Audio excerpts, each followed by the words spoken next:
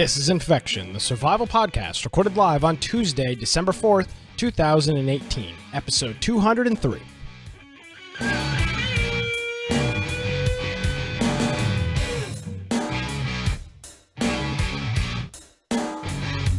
Hello, ladies and gentlemen, and welcome to another episode of Infection, the survival podcast. Infection is your source for the latest information on survival video games. We bring you the latest news, reviews, updates, and more each and every week. I almost forgot my lines there. I almost forgot my lines there. I swear I didn't mess with the text. I don't read the text. It's just in my brain, but I got a little choked up there. My name is Nick Craig. You can follow me on Twitter at Nicholas M. Craig. You can visit our website, infectionpodcast.com. See, this is what happened. And Brian is here as well. But I'll welcome Brian. But real quick, I got to cut you off first. What happened is I started reading it, and then I forgot it, and then I started looking at the notes, and I was like, "Where are they in the notes?" But then I the very top. I recovered. Don't worry. That would be funny. Now that you need to wait a month from now, but you need to edit that intro and see if. Let's see if you notice. Yeah, because I probably won't, because I don't read it, but I forgot. That happens when I sing. Like, I know the song, but I need the music in front of me. Yeah, just in case. But if somebody was to probably switch around the lyrics, you wouldn't even notice it, because you're just like skimming. You're not reading it. No, but I need the general reminder. I know, it's so because weird. Otherwise I lock up and I'm like, oh, what's the word supposed to be? What am I supposed to sing here? We're very weird. Humans in general are very weird at that. But nevertheless, that is a different podcast for a different day.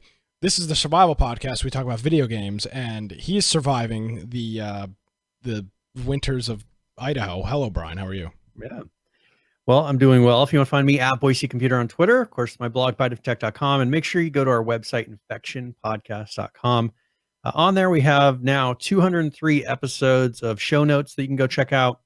We also have links to our audio-only forums, so the different podcast platforms that you can go check out our show on. Maybe you're on the road, you're at work. We also have a link to our Twitch channel, our YouTube channel. We have our Steam group there, and you're wondering, well, why would you have a Steam group? That gives a notification right before the show starts. So if you happen to be at your computer, you'll get a little pop-up, and you can jump in and join us live and hang out and chat, maybe enter for the game giveaway. We also have a link to our Discord, and that has all the different channels that people can play different games and talk about different games, but we have a news channel in there. Yes. And that's a great place that you can suggest news stories to us throughout the week. If there's something that you think we might not catch or might not cover, you can put it in there, and we review those every week before the show starts, see if it's something we want to include. And then we have like our workout group, D&D, and we have all kinds of stuff going on in our Discord. So yeah, we have a board game channel, which if people are board game fans, now that it's Christmas, I'm posting links to. There's the game One Night Ultimate Werewolf was on sale for like $5 last week, which is a great deal on a game. So stuff like that gets posted. Real quick on the news channel, typically our Christmas show is not a timely episode. We normally record it beforehand, and we discuss a couple of overarching things, just because it's just close to Christmas. There's no news anyway. I mean, nobody's working, so So our friend Firebomb's already given us a recommendation for a topic. If you've got topics for the Christmas show, tweet them at us, email them to us, contact that Infection Podcast, or throw it in the news channel. Firebomb gave us a great topic that we're gonna deconstruct and talk about a little bit, but we'll probably cover 3 or 4 different things, and they'll all end up blending together. So we'll probably get that recorded here in the next couple of weeks. Yeah, so we need some help on the Christmas show because there is no news, and we'll probably now. Brian, I was gonna say the news is gonna start slowing down, but I clicked on the show notes this afternoon while I was at work, and these are the longest notes. It is 3 Google Doc pages of notes. Yes, I don't think we've ever had. That's what narrow margins as well. I go with the narrowest margins because we have so much stuff. I try to make it as short as possible. I mean, here it is. As far as lengthwise. I mean, it just goes on and on and on and on and on. So we'll try to get to it all. Yeah, and so the thing is when I start making the notes, I'm like, oh man, we're not going to have much. But then I go through all the different sources and all the different stories for the week, and by the time I get to the end, I don't set a goal. And I told Nick this last week. I don't set a goal when making the notes. I just go from beginning to end and see where it takes me. And it seems like lately there's been a lot of news. Yes, but fortunately that will all die down here. All right. Game of the week this week is going to be an oldie but a goodie game that we haven't played here in a while. We're going to be playing Left 4 Dead 2, which is something that we haven't played. Brian will be out of town. Well, not out of town, but not around for the game weeks. Away from my house. Yeah, away from your house. So we'll be playing Left 4 Dead 2, which I think everybody is like a required. Steam like makes you buy it when you sign up for an account. It's yeah. If you don't have Left 4 Dead 2 by now, I don't know where you've been. Yeah, so we'll be doing that on Friday night. There's a whole bunch of modded servers and like crazy game modes and whatnot. So just come into the Discord. We do it every Friday night, 8 p.m. Eastern. We play a game together, and even if you're not playing the same game, you just want to come in and chat and have a good time. We do that every Friday. So that is our Infection game of the week. Last week we did some more 7 Days to Die. The server has progressed at a really rapid rate. We spawned in a couple of air vehicles like the blimp to try those out, which were we're testing the admin tools. Very and lame. I'm like, there's a blimp here, so I pulled it out and I just got surprised. Some people are like, there's a blimp in the sky. It's like I'm at like a football game. This thing's like circling around me while I'm running. So we did that last week and we had a good time. But I mean, pretty much the same thing with 7 Days. We're and the server's still up. It's a different map now, from what I understand. But the server's still up. So what we did is we went from a 4K map to an 8K map. Just a lot of it was to test how the 8K works, because you got to think 8K is pretty much 4K maps, so it's 4 times bigger. I tried to do a 16K map, which is just gigantic, but that would not compile correctly. It would not finish. And what we're running into, and I think that they're going to have to fix some things on their side, is the amount of time it takes to download the map. Easy anti-cheat kicks people out. Yeah, I think that was the issue that some people were having. Because it's not doing maps and check in sections for the alpha. It's making people download the whole map at once, and it's just not downloading in time before easy anti-cheat. So I turned off, since we know everybody in there, I turned off easy anti-cheat for now for testing. We're able to get in, but still the 16K wouldn't generate correctly to even have the server start. So 16K doesn't work. 8K works for now, but I know that they're going to try to fix before the official release of Alpha 17, that they're going to try to fix that to where you can have a 16K map, which is just a really big map. Gotcha. Well, if you want to play some 7 Days, people are still playing it on and off. You can hop in our Discord. There is a servers channel. All the information is in there. It's got a password on it. You can jump in there and give that a try. Yes. All right. Let's start off. I don't know if we've ever started off the show with Miscreated, but Miscreated is at this point 14 days away from their big release of 1.0. I think we debated last week about if we thought that was a good idea. I think it was last week, maybe it was the week before. And they are pumping out. They have released. I'm convinced that they've released more content in probably the past month. I was gonna say like 90 days. Than I think we have ever seen from them as long as the game has been going on. And we've got a whole bunch of new screenshots here that I'll get pulled up. And if we just want to go through these, we can kind of talk about some of the things that we've already seen. We saw microwaves, we saw stoves, we saw things that indicated power was going to be a big thing. So starting at the top of the list here, Brian, what do we have? All right. So, well, first let's talk about the consumables change. Okay. So this is something that they announced 5 days ago, but with all these changes that they're doing, they're enhancing. So in version, because they keep referencing 1.0, like they're not really touching the game as it is right now. Yeah. They've been working, and really they haven't put out any real updates for months now, as far as to the main client. So they everything that they reference, they keep talking about 1.0. So this is all going to be not really a surprise as much, because they're slowly letting people see it up until the 14th. But I think that's good for them. It's keeping people interested. You get to kind of see what the game is and appreciate it one thing at a time, which is nice. But with all the consumables, they're changing with the 1.0 version. They wanted to make more depth to it. So in the old items, you had MREs, soda cans, packaged foods, water bottles, canteens, and they were all, they're viewing it in the lore of the game. All of those should be very old at this point in time. You got to think of some sort of apocalypse has happened. Everything has aged over time. And they would think that a lot of these foods might actually be bad. They might be spoiled. And so what they want you to do is now there's going to be foods that are possibly, and some of these things are in radiation zone. I mean, they're really making an emphasis on the radiation and some of the ill effects of the weather. So now they say that you really want to inspect these foods and make sure that they're in a condition that you're going to want to eat them in. So just because you pick up an MRE, you don't want to just eat it immediately. You want to make sure that there's no poison. It's not, it doesn't have radiation, things like that, on these different foods. So one rule that they're changing is if you find an item in a bunker or underground, they consider that protected from the radiation of the war. Okay. And so if you can find things underground, those are going to be the safest things to eat or drink. Also, underground water sources. So if let's say you get a water bottle from a store shelf, they're going to consider that to be in a place that had a lot of radiation.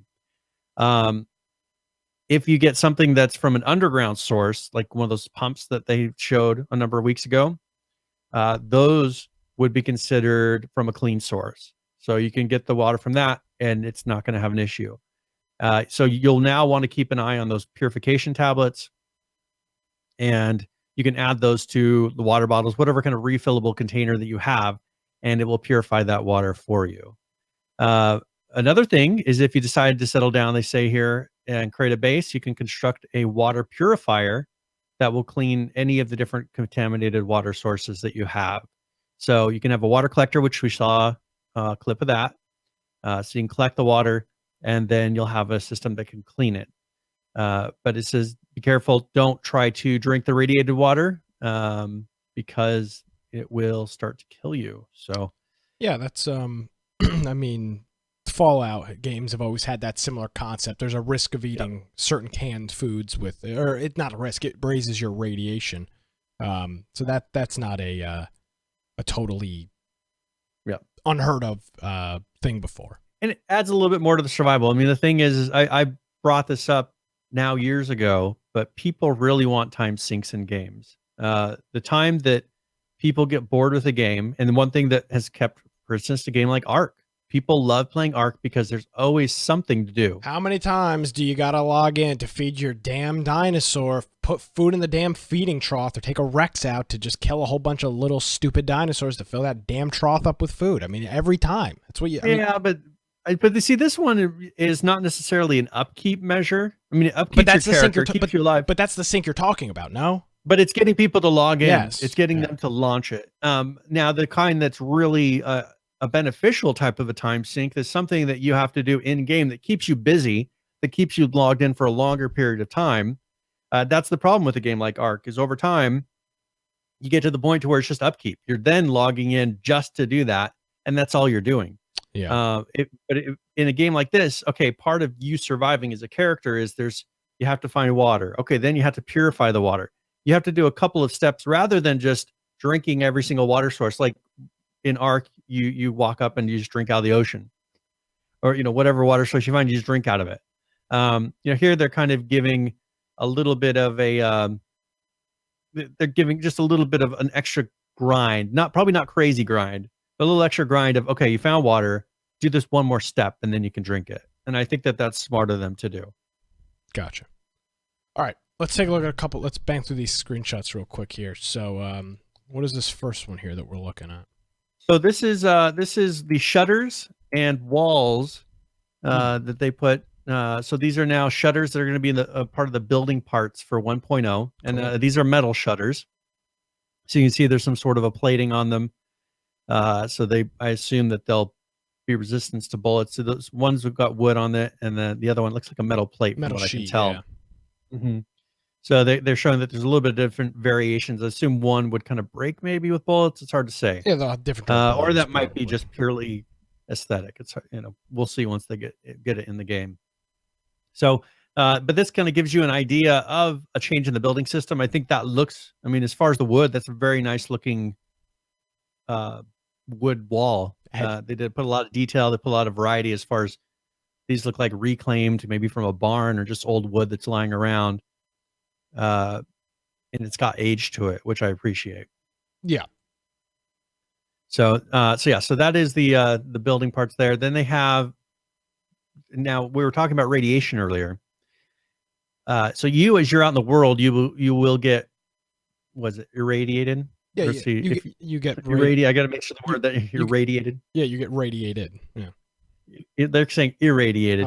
Oh yeah, because this thing is to get rid of the radiation. The shower that you go in gets rid of your radiation. Yep. So if you have a high radiation count, whatever count that is, then you need to find a shower to decontaminate. Yep. And so they're showing an example here.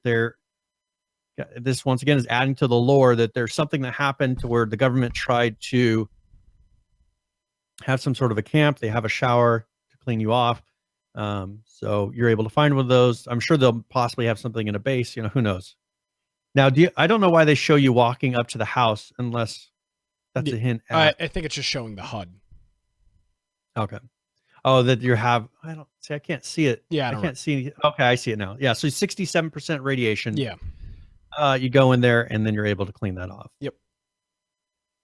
And then also they have the AK-40 or AK-74U that you're going to be able to pick up, which is they're adding a lot of different weapons, a lot of different rifles and melee weapons, pistols to this, which I think is nice, as long as there's not too many bullet types. That's the concern, is you don't want to have 15 different bullets to be able to and find them for each gun. I think that's kind of an issue they had in the last one, is they had so many different bullet types. So I'm wondering if they're going to try to keep that up.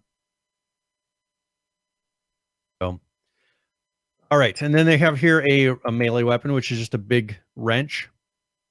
And so that'll be good against zombies. I'm assuming you're not going to want to chase a human around with it.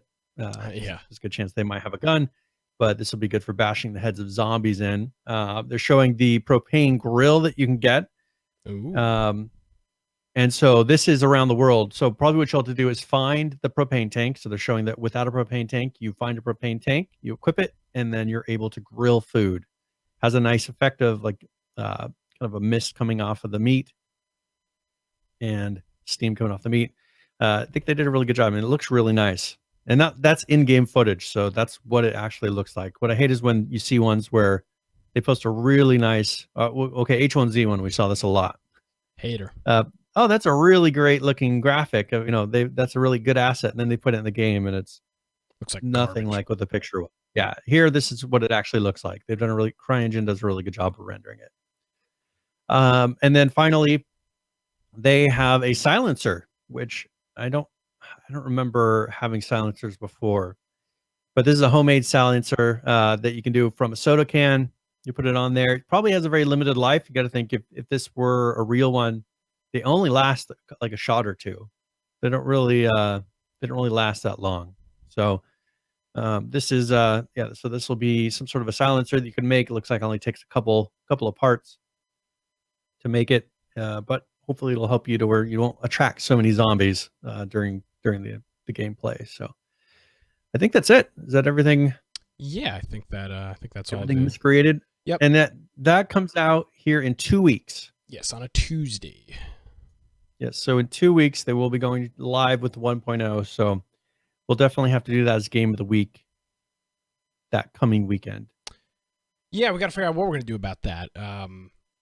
Because it is right before Christmas, so yeah, probably the 21st we'll do it for our game of the week, and you can host a server, which is something previously you were unable to do, right?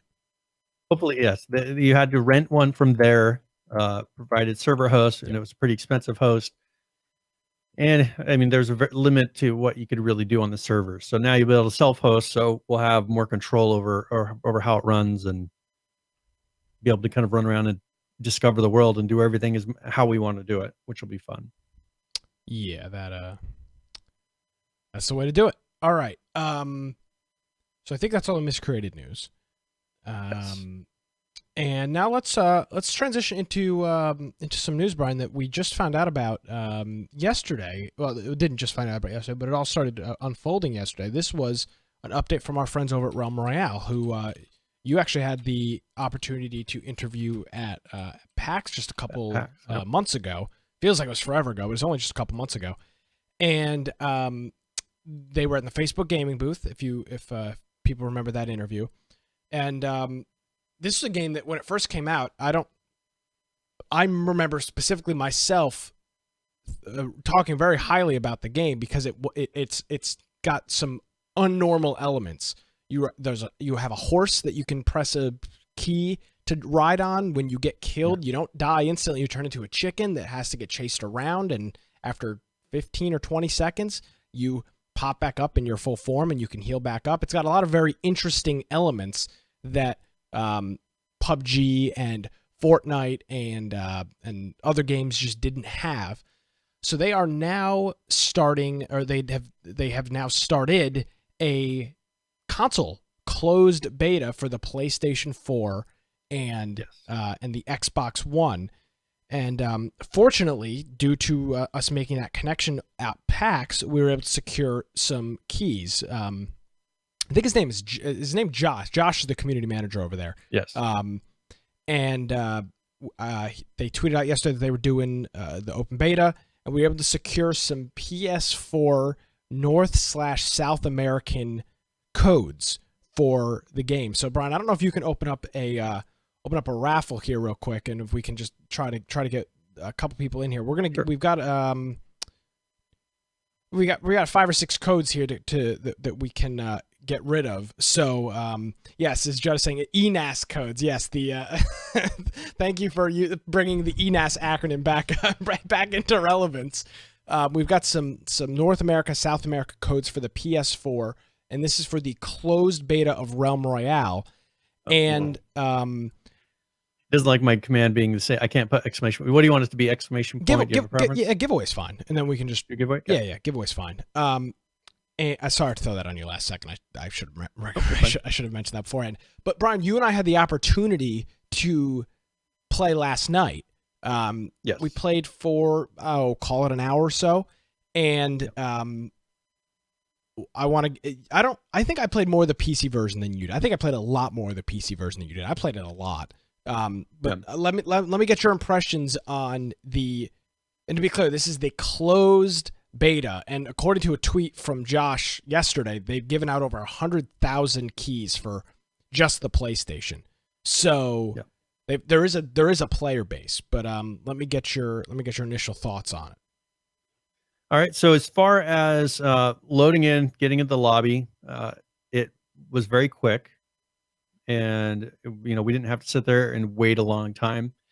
Nick and I have come to the conclusion that there definitely are bots. Yeah, we think that's so. They're doing something similar to what PUBG did with mobile, of having real players and then filling the rest of the 100 slots with bots, just to make sure that people aren't sitting and having the H1Z1 effect of waiting in a lobby for 10 minutes before it decides to start, with 10 people. So we did that. And as far as getting into the game, it ran smoothly. Okay, the graphics look just like on PC. Yep. There are some sound issues. So as you're running around, you will hear different audio things happening that aren't quite right. So this is an Unreal Engine game. So there's got to be something different with how it's being packaged and exported for PlayStation that isn't quite right. They're going to have to figure out. So some audio issues that they have to figure out. Now, I was having the issue, and Nick was not having this issue, of my client was actually freezing up, and it froze up multiple times. So, that's something that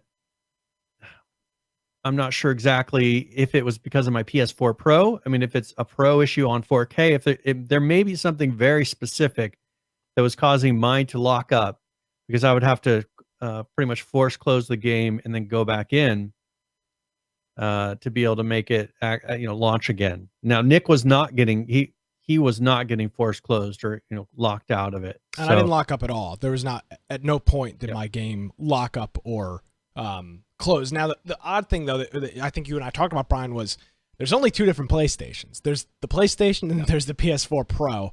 So it would seem odd to me that they had to have done some testing internally and realized, like, hey, one of the 2 devices that you can play this thing on doesn't. Well, that's what I was wondering, work. if it has something specific to do with 4K display that maybe they didn't test because they weren't running it on an actual 4K or something like that. Other than that, you would think I mean, mine's a new PlayStation. There's nothing weird about it. It just doesn't make any sense that it wouldn't work. Yeah. So overall, I thought there is no aim assist.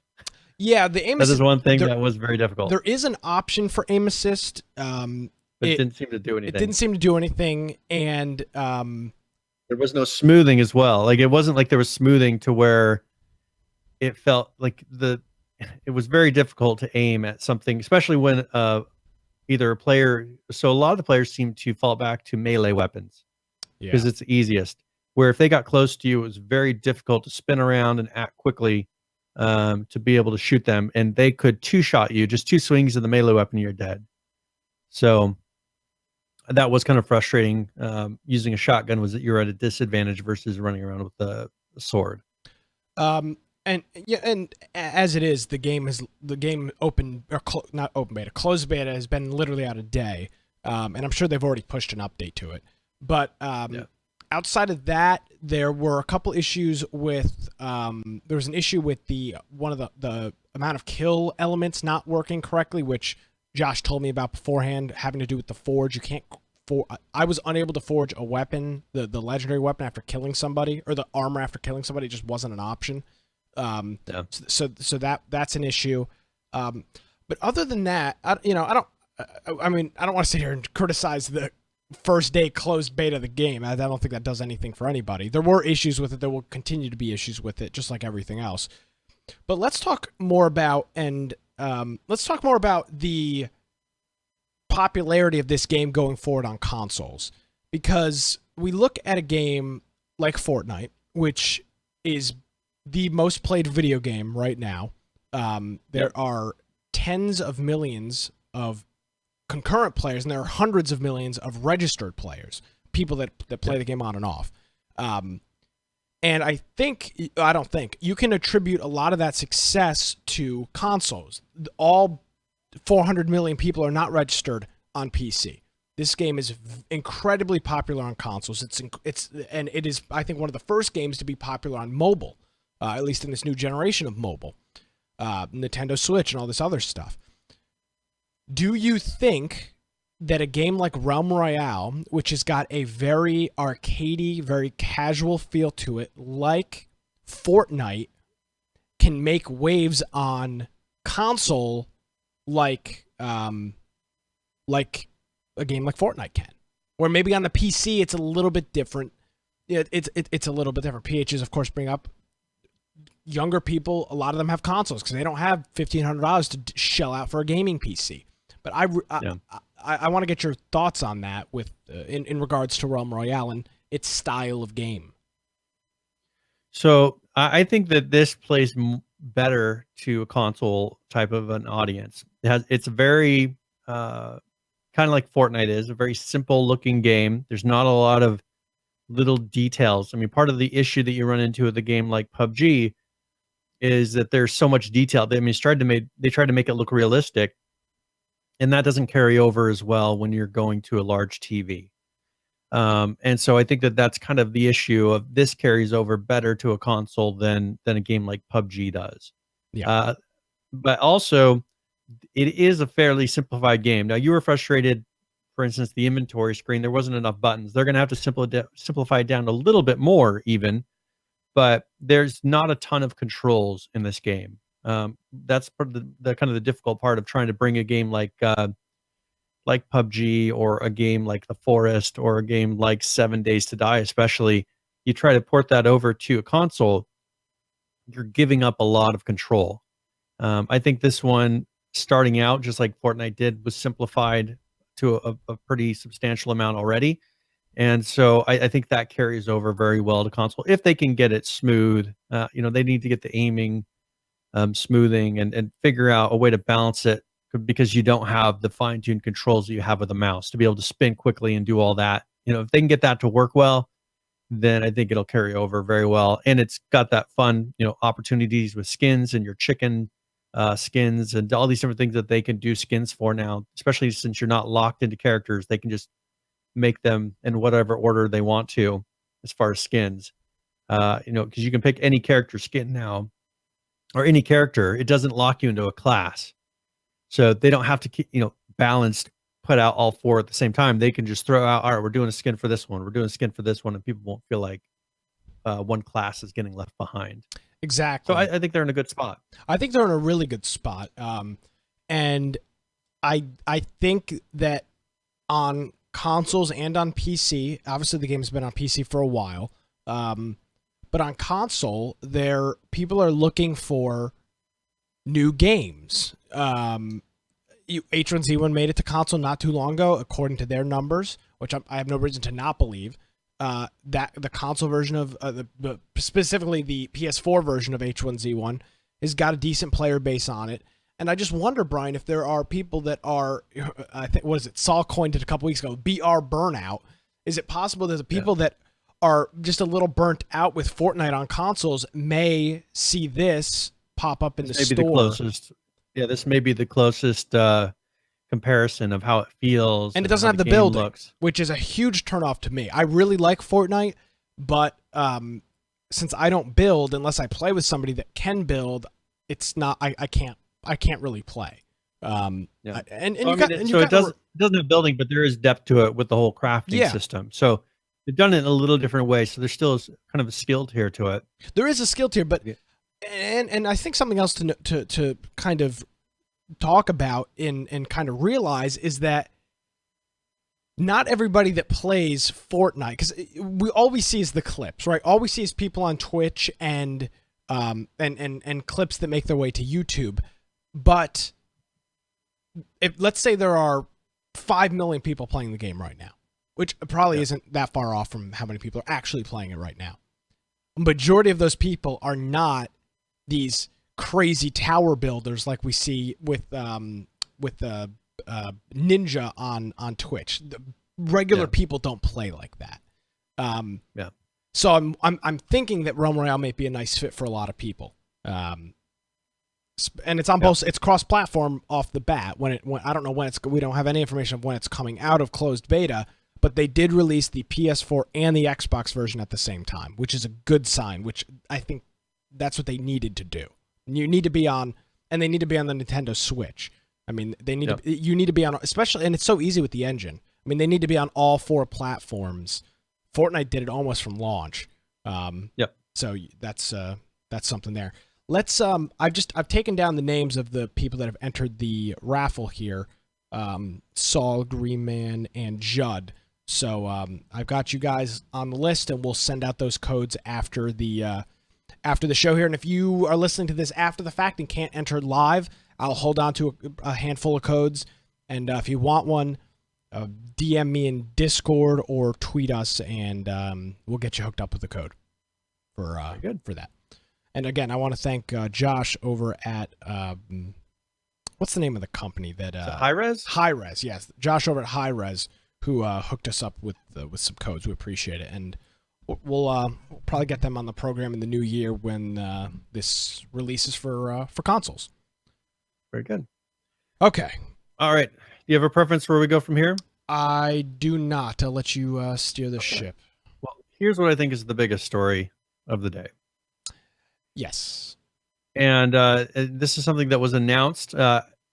We've talked about it a little bit, I think, in over the past couple months, just in passing. But Epic has announced that they're now going to have a game store. We've talked about it with Discord. Discord, it's not prevalent enough currently. There's nothing that makes people click that store icon and really get in there and see the games in Discord. So I haven't seen that truly picking up like you would think they would need to do to really corner the market. Now, Epic is approaching this in a different way. One thing is currently, actually, let's run through statistics here really quick.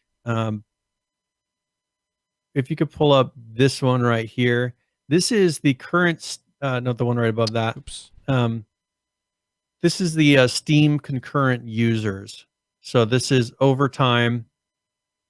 They have the number of people that are concurrently playing on Steam.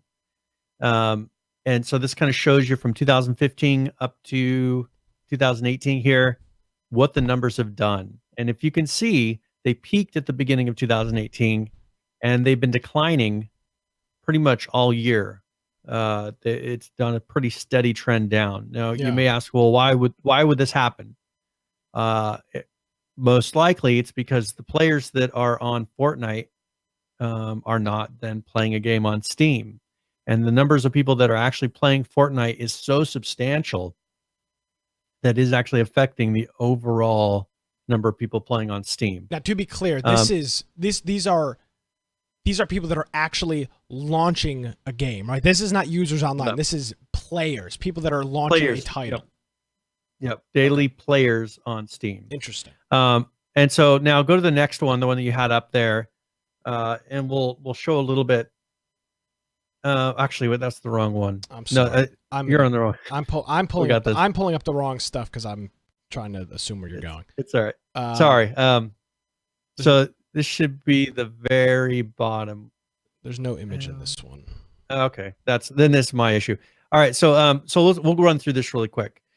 So with that last one, if you can pull up that graphic you did have. This one? There we go. Look at that. We're professionals here, folks. This is what you're paying the big money for. There was another graphic that I must have not linked correctly, so that's my fault. So what they're doing is they're actually, if you look at what Steam does, Steam currently takes, I think it's 30% of all sales that happen on. So there's two announcements. Steam made a change this week, and then right after that, or Valve, who publishes Steam, and then Epic, who makes Fortnite and the Unreal Engine, they put out an announcement right after that. So first of all, Epic has said, we're going to, on our store, offer some rates. And what I'll do is I'll go through these rates really quick so you can see. If someone publishes a game on Steam, they currently pay 30%. So 30% of what they make goes to Steam. And then you see the little 5 there. 5% of the revenue of the game goes to Unreal, if it's an Unreal Engine game. It's a license fee. Yeah, it's a licensing fee. So the developer, they may have other licensing things that they have to pay out besides that. Music, assets, whatever it may be. Whatever, if there's any kind of other percentage-based licensing that they have to do, maybe that would come out of that 65%. Maybe you license a really big name, popular TV show. You got to pay those licensing fees. Yes, that might bankrupt your company. Yes, that. And so that's, they're kind of showing what the revenue split would be with Steam. With Unity games, they're saying, all right, you don't have to pay us anything, but you would still have to pay the 30% to Steam. Yep. And then you'd have 70% to pay out to whatever. Now, what they're offering is something, and here's very, very different. They're just saying we'll do a 12% upfront, 12% licensing for any Unreal or Unity games. It doesn't matter what product you develop it under. Not licensing. It's 12%. It's not licensing. It's they're taking 12% of the cut that you make of what you sell it for. Yeah. Of the revenue of the game. Now they're including in that as an extra icing on the cake for people that develop under Unreal. They will not take out that 5% of your game. Yeah. If you sell under the Unreal store. So in a situation where you're selling an Unreal Engine game on Steam, and now there is 2 ways to get Unreal Engine. You can buy it outright, or you can do the license where they take part of it, from what I understand. It's expensive to buy, but there is an unlicensed version. I know that. I don't remember if they. I know they used to do that. Okay, maybe I don't remember. But nevertheless, you're looking at 35% of what you sell a game for off the bat is being gobbled up by a variety of sources, and it's probably more than 35% due to there's lots of other things that you'll end up. But the minimum could be 30. The minimum is 35. You cannot sell a game on Steam for less than 30%. up at this point. Now I'm going to go over some numbers that Steam has changed. But hold on a second. I'm saying, so it's 35% with Unreal on Steam right now. With Unreal on the new Epic Games Store, it will be just a total of 12%. You're talking about 12%. Less than half. Yes. Yeah. So you'll be, I mean, that's a huge difference. You'll be able to actually have 88% of the sale versus 65% of the sale, which in the long run, especially for very large companies, that's a big difference. Now, Epic, let's go over really quick some changes that actually Valve has made. Oops. And on this, they, I don't know if they knew that this was coming. Oh, they had to have. Come on. Because it's kind of weird that this timing of them a day before, or a couple days before this announcement by Epic, they said, all right, we're redoing the revenue share streams. So what they're offering is if you sell less than $10 million worth of, if your revenue is less than $10 million, you still pay the 30%. If you make between 10 million and 50 million, it goes to 25%. And if you're over 50 million, then you pay 20%. So your first $10 million worth of sales is at that 30% rate. No, well, if you don't sell over $10 million, that is your rate. Yeah, but how does that work?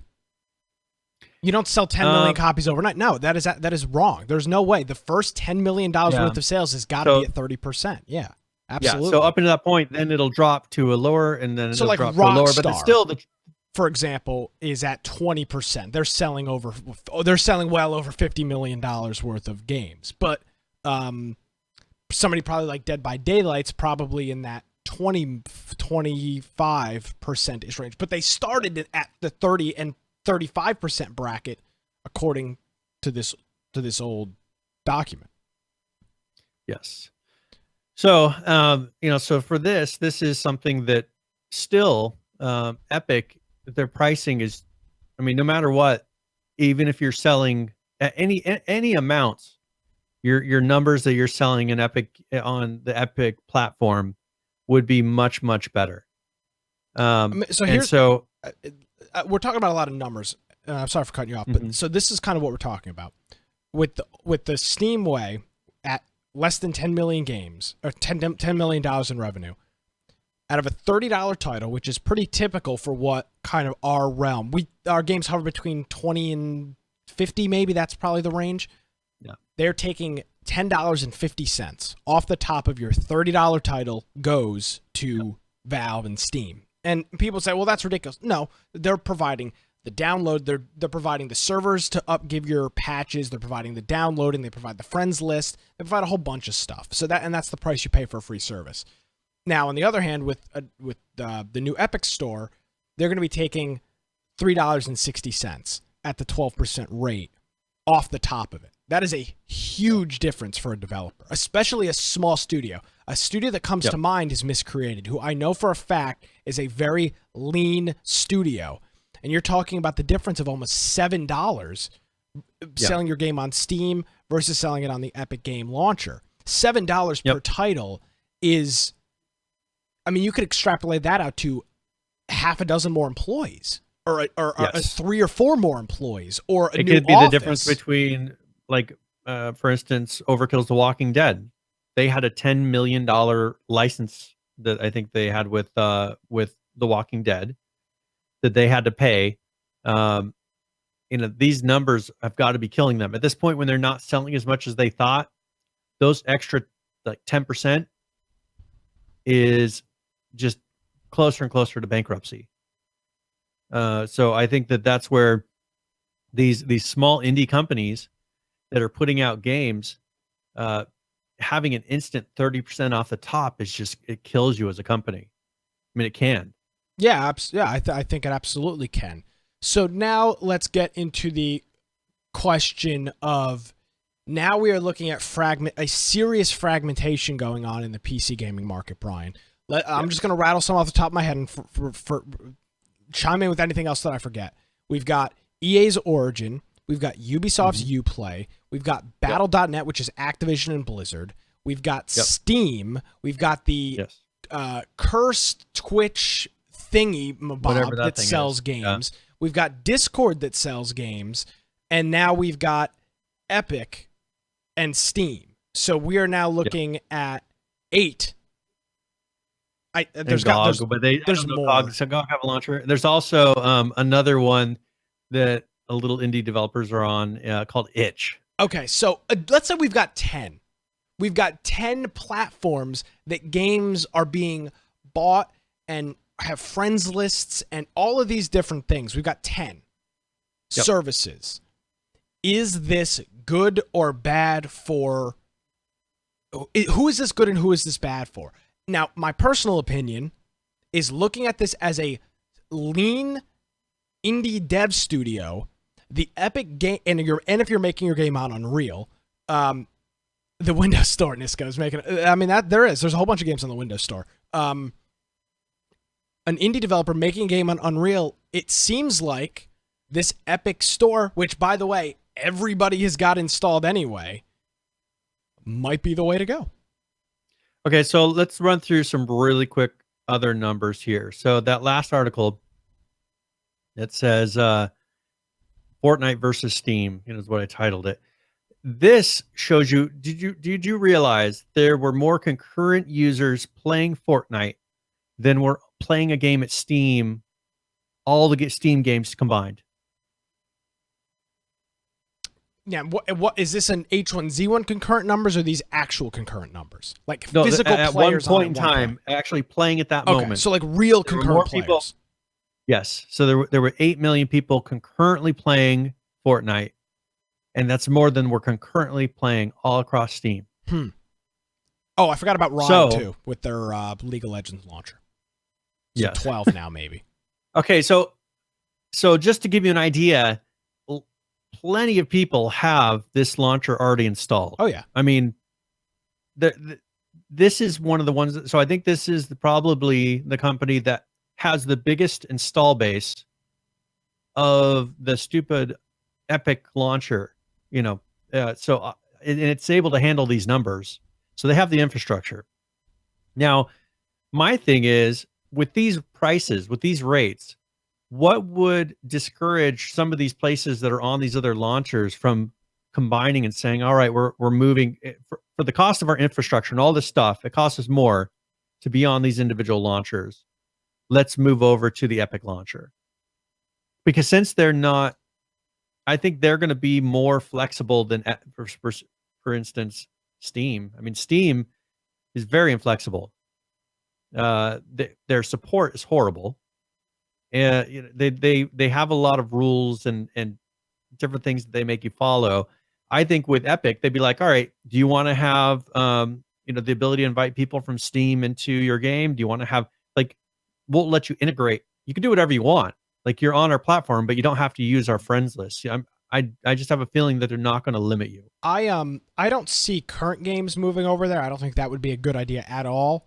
But I could see new games that are coming out that are looking for a marketplace to sell their game, offering it exclusively on the what about Epic Game Bethesda? Store. Do you think, I mean, their biggest thing of not wanting to be on Steam was the money issue. Yeah. Do you think that, I mean, that's much why of a drop, they may be like, okay, we're going to move it over to the Epic launcher and we'll sell it on Epic. I mean, that's the same reason Call of Duty didn't. I think Call of Duty released on their Battle.net. The Activision Battle.net are one thing. Why pay Steam like $15 or $16 per sale of your game when you can release on your own damn platform and get 100% of the profit? I mean, doesn't make a whole lot of sense. So, with that being the case, I think now you look at the big boys, right? Like Rockstar, and Rockstar is going to release Rockstar is most likely going to release Red Dead Redemption 2 on Steam. I haven't seen anything that will indicate they'll do it anywhere else. They'll do it on Steam. I mean, hell, they may do their own thing. I have no idea. But GTA is on Steam, and all the GTAs are on Steam. Bethesda's now doing their own thing. Oh, I forgot about Battle.net or the Bethesda launcher. I don't think I mentioned that.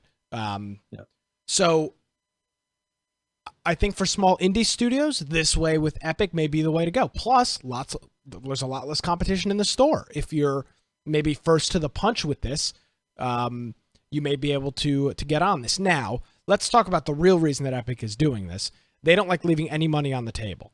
And they're potentially leaving money on the table with not having a marketplace now that they've got such an integrated player base. Now, the 8.3... they have all the infrastructure too. I mean, all the infrastructure of doing updates for the first of all, the engine updates, all the plugins for the engine, and all these updates that they're doing for Fortnite itself, like the infrastructure there to be kind of a equal to Steam is in place. Yeah. Now the 8.3 million is not just on the PC version. So that counts console as well. That doesn't count mobile, iOS and Android, Switch, Xbox, or PlayStation. That's a whole bunch. That's a lot of players, but nevertheless, it's very usable on the PC. Those are 8 million people that have an Epic account. I mean, that's the thing is, but you don't have an Epic. But on the Xbox and PlayStation, you don't have to create an Epic account. It signs you. Oh, you don't have it. No. Oh, okay. I was gonna say that. So there's the people that at least have gone through the steps of creating an account. You used to, but you don't have to now. Okay. So I think this is overall a good thing. Steam has gone from a platform that had relatively zero competition prior to literally like last year. I mean, but StarCraft and all those games have always been on. WoW has always been in its own thing. But outside of that, Origin's been doing their thing since like Battlefield 3, I think. They've been doing their thing with Origin. And now Discord is shooting a dagger at Steam. Epic sure as hell is shooting one at Steam. And Discord's got the huge integrated user base that already plays video games. Epic's got a whole bunch of people that already play Fortnite. So it's going to be interesting to see what comes out of this. But you're right, Brian. This is really big news. And, you know, I'm not trying to make a comparison here, but you look at kind of the first thing that I think of with Steam is like you think of them as like IBM, right? Like the big blue. Nobody could do anything in regards to IBM. But they were slow moving. They weren't willing to go with the flow. They didn't do anything until Compaq stole their freaking schemas and reversed engineered their products and started selling them, and they were screwed. And I'm not saying that Steam hasn't adapted. They've just recently redid the UI. They just recently redid the friends list. But Jesus, is it a... But has it changed? No. So here's the issue. At the time when Steam came out, it was a game changer. Everybody was buying their games on discs. Everything was physical copies. They made the bet on digital downloads, and that was the right choice. That's what people wanted once internet started to catch up to the concept. But the thing is how much have they really advanced? Because they've had zero competition up to this point. And I think that they've showed it. Having zero competition, they really have not changed how they do things. It very much the same type of a system of how it works. And they haven't adjusted, for instance, up until now, the revenue sharing. Yeah. Well, because they didn't need to. But why would you, Brian? Because there was no competition. Yeah, but the thing is their cost of doing business has gone down. Steam currently is sitting on it's like $2 or $3 billion of extra money, or Valve is, of extra money, and they're really not doing that much. They're a very small company. I heard people talking about how the company works. They work in a way that, so usually large companies end up becoming slow. They don't have the ability to be very versatile. They can't change quickly. Too much chain of command, too much paperwork. Yeah, of course. But the thing is Valve is a small company that runs like a big company. They're incredibly slow. They don't adapt. They don't change anything. But they're a very small company. They don't really develop anything anymore. I mean, most of these games they're just publishing that they're doing recently. Half-Life 3 is not confirmed. Is that what you're telling me? Yeah, they said they're not going to do Half-Life 3. They also, you look at this new card game, that's like the first game they've made in a long time. Portal 2. Yeah. Which came out in 2011. Really, that's a copy of another game. So all Valve has really done over all this time usually is copy another game. I mean, Portal 2 was a very unique game. Now, I'll say Portal, the Portal series was one of their more unique games, which is one of my that favorite was them games testing of all technology. Time. Yeah, Portal's but awesome. if you look at it, but if you look at the other titles, usually they're copying another something else when they make those. And the same thing card game. It's almost a clone of Hearthstone to Hearthstone. Yeah. I mean, incredibly similar. So, I mean, that's all they've really done, and it's not even a unique concept, and it's, I would assume, not that difficult of a game to produce a card game. Yeah, and I mean, they may be doing it well, but it's not that difficult of a game to release. Yeah, and I mean they're in a very interesting situation. They control the entire, they did, and they still do control the entire PC gaming marketplace, but companies have now realized that they can sell their own games on their own platforms. And here's the reality, folks. You can say you don't like it, you're not going to do it. If you want to play X game, I don't know what it is, you want to play whatever the game is, and it's only available on the Epic Game Launcher, and you want to play it, you are going to go play it. And you're going to go. Yeah. Guess what? I wanted Fallout. I didn't really want Fallout 76, but I wanted to play it at some point. So guess what I did? I went and created a Bethesda.net account. Yeah. Because I wanted to play the game. I wasn't going to sit here. What was I going to do? Sit here and bitch about it and say, oh, I'm not playing unless it comes on Steam. Well, then I'm never playing the game because it's not going to come to Steam. It's a Bethesda.net game. Do you remember when they first started really pushing like Amazon games? And I said, for them to really be competitive, they're going to have to start offering games way cheaper on Amazon if you purchase it and go through their service rather than having it be a Steam code. That's the only way they're going to pull enough numbers. They didn't really do that. They actually gave it cheaper if people bought physical copies, which made zero sense. But I think here, Epic is putting themselves in a place where they can encourage people that are selling games on their platform, say, hey, you know what, you're paying this much cheaper. We'll promote you. We'll do, we'll put you on the front page if you do your game this much cheaper than what it's released on any other platform.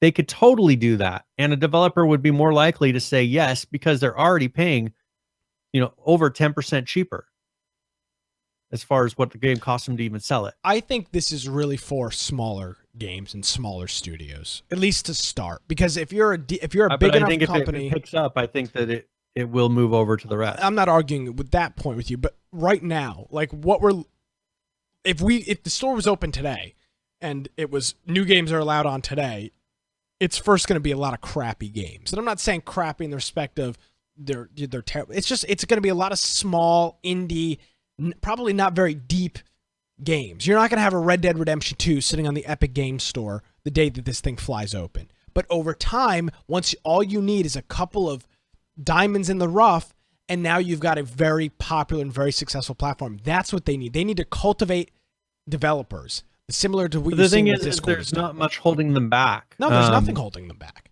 Because so here's the biggest hurdle that they'll possibly run into are people in their games have Steam integration. So when you go to look at your friends list and you go and invite people into a group, right now that's on Steam. Now Epic could turn around and have it to where currently they're assuming people are going to have Steam integration, or you can log into your Steam account from inside of the game. Something. I mean, they could create the plugins for their engine to make whatever work. But I see another potential issue here too, Brian. I see probably now more than ever us going back to standalone launchers, because Steam is not going to allow Epic to hijack their friends list system. There is not a chance in hell Steam is going to allow that. Well, Steam would have to be launched. Nevertheless, I could see a situation now where the way that you get cross-platform, meaning game on Steam, game on Epic's thing, game on GOG or whatever, is to have a standalone launcher, standalone friends list. That's going to be the way that you do per it. game. Yeah, of course. Yeah. And then Kind of like what Daybreak was doing. Absolutely, what Daybreak was doing. And I see that probably being more prominent if somebody's creating a new game and they want to sell it on multiple different stores. That's absolutely the way that you're going to need to do it. Is have standalone launchers with friends. Okay, so what if they said, all right, we're not going to be like Steam, where we're trying to force you to be in our to use our friend system. What they Steam could doesn't really force do you to use their friend system. I mean, the developers use it because the developers don't want to maintain it, which is exactly why they pay because Steam it's a 30. because it's a pain. But you're paying Steam 35% for that, so that you don't have to But go what if and they develop start to a friend integrate system. and rely on Discord instead? Well, that would be a different partnership. Well, they don't even have to do a partnership. What if they have a plugin that just integrates and connects people through Discord? Well, I mean, they could work with know. Discord, but I'm saying that would be a much better system because that's how people are communicating in the first place anyways. True. If it looks at people that you're friends with on Discord, and then that kind of takes it away from the individual launcher. I mean, there's possibilities out there. I mean, I'm not saying what the correct way to do it is, but I think if they could do something like that, because people are not using the chat in Steam on a regular basis. They're not using the voice in Steam on a regular basis. Steam has dropped the ball when it comes to truly treating their customers well and giving them a pleasant experience. I mean, they just have not done it. Other than listing games, they've done that. So I think that if anyone else came in, I mean, Discord has done a great job of creating a place that you can go and hang out and talk to people.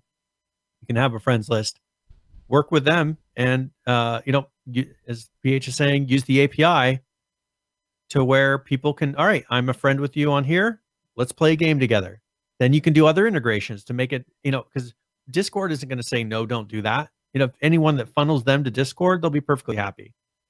Yeah, I'm not going to, I mean, there's not really anything to say on that. That's all hypothetical stuff. But yep. Overall, Epic is trying to disrupt. They aren't just trying to be, oh, look at us, we're another store where you can buy games. They are trying to dethrone Steam.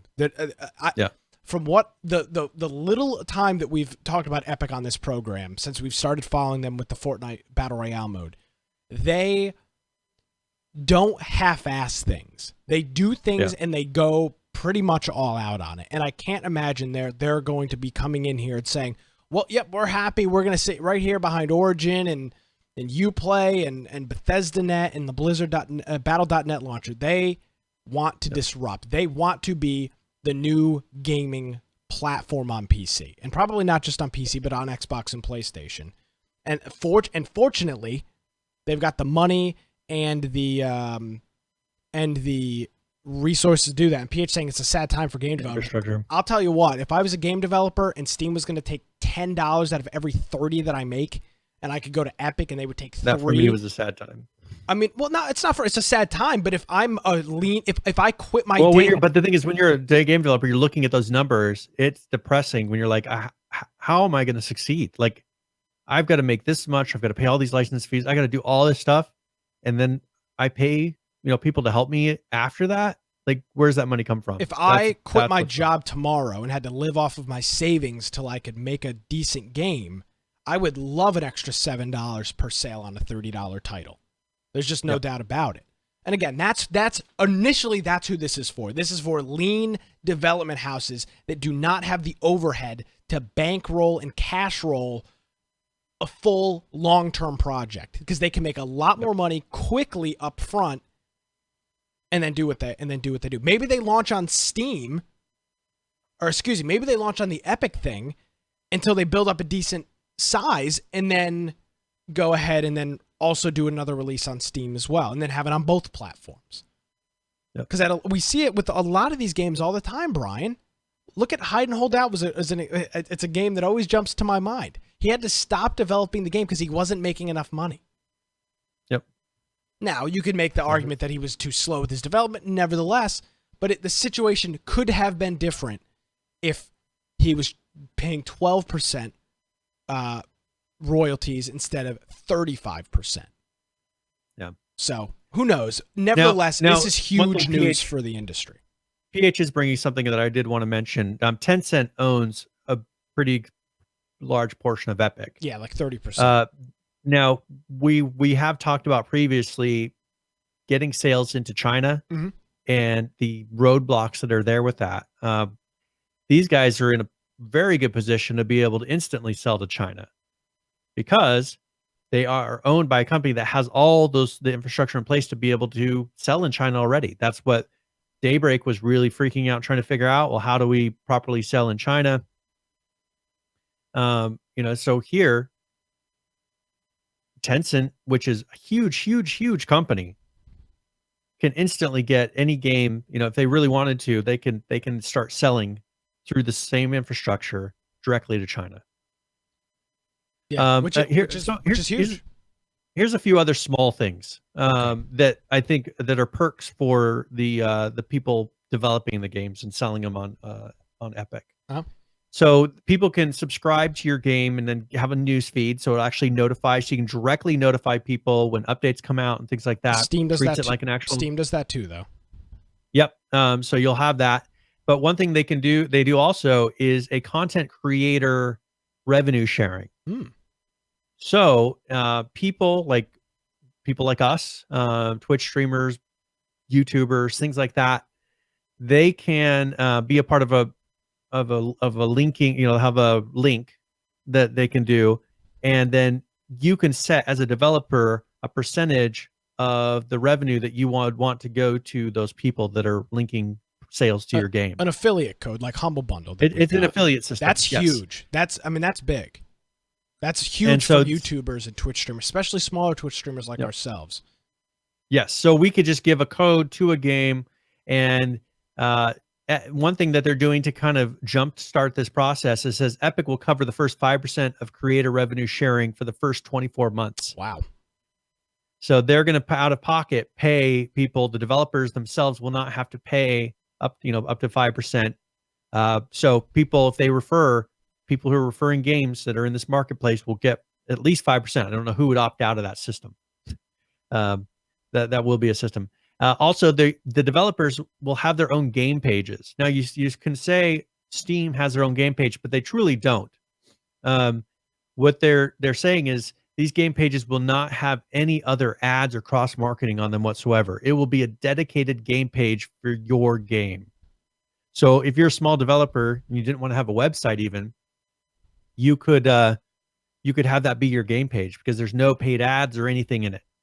And there's not paid ads, for example, on the Steam store, but there are things. It links to plenty other games. But there is all this is where is it? There's also but once you get to the very bottom, more things that you like and stuff like that they're getting. Yeah, so you don't really control. I mean, you can dedicate what goes into the main page, but they're always going to be trying to cross sell to other games. They'll say this game is like this game. Well, I hope they don't allow the creators to stray too far because they need uniformity. The Steam, I like the uniformity on the Steam page because I know every time I go to a Steam page, I know to look right down here and figure out what I'm sure they'll create some sort of a structure. There needs to be a structure. Absolutely. Because they're doing a news feed first of all, so they'll want any of the posts to go into a post type of form. Yeah. So there will be some structure to it. And then, as I said, there's no limit on the engine that you can use. So that is a big, let's see. I think that's pretty much it. They're talking about they're providing all the bandwidth and all the stuff, the payment system, everything that could be a hassle. They're doing it under that 12%. And we'll have more details next week. They're doing a big, relaunch, and they're going to be showing some upcoming game releases, and they're all going to be revealing all that at the Game Awards, which is Thursday on Twitch. I don't know what time, 9 o'clock maybe Eastern, 8 o'clock. So we'll be watching that, and we'll probably do a watch party of that in Discord. So if you're around watching the Game Awards on Thursday night and you want to hop in Discord, let's join us for that. Well, and currently, so here's a quick little side thing. I just have a question for you on this platform that we're under right now. Is owned by Amazon. Yes. Correct? Twitch. Right now, people can go and they can sell. If you are playing a certain game, it says buy this game, and I think it does some sort of a profit sharing, similar type of thing, affiliate code for the person playing the game.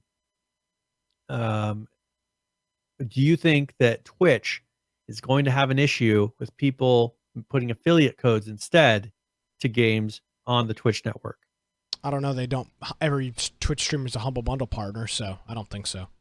So I'm just curious because it is very similar. But I'm wondering if they don't feel Humble is really that much of a competition at the moment. I think they where are. Epic would be, for instance, a very big competition. I don't think so. I don't think so at all. All right, we'll find out. Yeah, we will. let's talk about, you've got a game in here, Brian, that came out just today. So Yes. what you talked about this game in the past. What do we got here? So this is actually the game that was put out by the Conan Exiles. They're published by Funcom. Yeah. And this is something that actually last time we had Jens on, he mentioned this at the very end. So this is Mutant Year Zero. It's Road to Eden. It's a strategy RPG adventure, turn-based combat. The graphics look really nice. It's got really unique characters on there. But that was released today, so it's $34.99 on Steam. And then they have a deluxe and all that you can't do. But for the base game, it's pretty much $35. And it's I think it's a 4-player co-op, if I remember correctly. It is. It's some people that made Payday. Yep. So that's what. It is. Well, this is the lead designer. So it includes some of the former Hitman leads and the designer of Payday. Yeah. So it's not from the people who made Payday, but it's from it's some people. Employees. Yes, a couple of employees made that game. Yep. So so this is one where I think it is I'm sure it's not single player. I thought it was 4-player co-op. I'm pretty sure it's 4-player co-op is how they do it. So Steam's really weird. Sometimes they say single player, but I'm pretty sure it's 4-player co-op. I don't know. That you can do. But nevertheless, it's our friends over at Funcom. Then they've been really generous to us with Conan, and we want to support them when we can. So it's Mutant Year Zero. If you're into that kind of a game, it looks like it's a very interesting story and great graphics. Yep. Mutant Year Zero: Road to Eden. That's the game.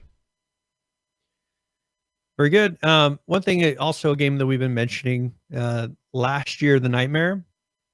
They did announce the release date today, and so this is it's a Discord exclusive game, for the first 90 days. Yeah. So on December 18th, so this is in 14 days, 2 weeks from today, same day as Miscreated is going to be launching. They'll be putting out Lastyear The Nightmare, Discord exclusive. So make sure on there. Also, they did a press release, but they didn't put it on a web page for us to really show it easily. Showing some of the different voice actors. So this is kind of an announcement of here's different voice actors that are going to be in the release.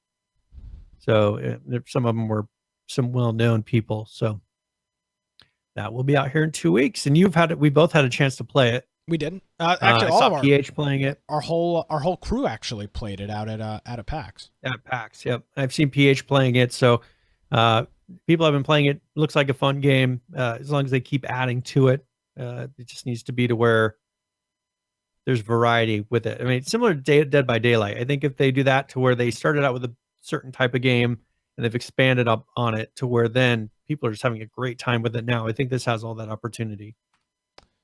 Yes, it does. Look forward to that. And it's a good group of people over there. All right. So one game I wanted to show. I don't know if you mind playing a Rust video here. How long is it? I think it's the normal amount of time. It's short. It's only 3 minutes. Probably 4 minutes. It's 3 minutes. Because there's something in here I thought you might like to see. Tell me if you. So I want you to watch and tell me if there's a certain thing that you noticed that I think that you would appreciate in this. Okay. Let's see. I'm having an issue pulling this up for some reason. Well, if it won't pull up, we can. No, there it is. There it is. Okay. All right. So this is a new Rust video. Greetings, survivors and friends. Shadowfrax here once again to illuminate you with what's going on in Rust's development this week, and this one is kind of a calm before the storm update, as the hidden knobs and dials of the electricity system continue to be tweaked and turned in preparation for a hopeful merger to main next Thursday. Unlike last week, there are no new components as such, but there are a few changes. Wires can now punch directly through walls without needing a cable tunnel.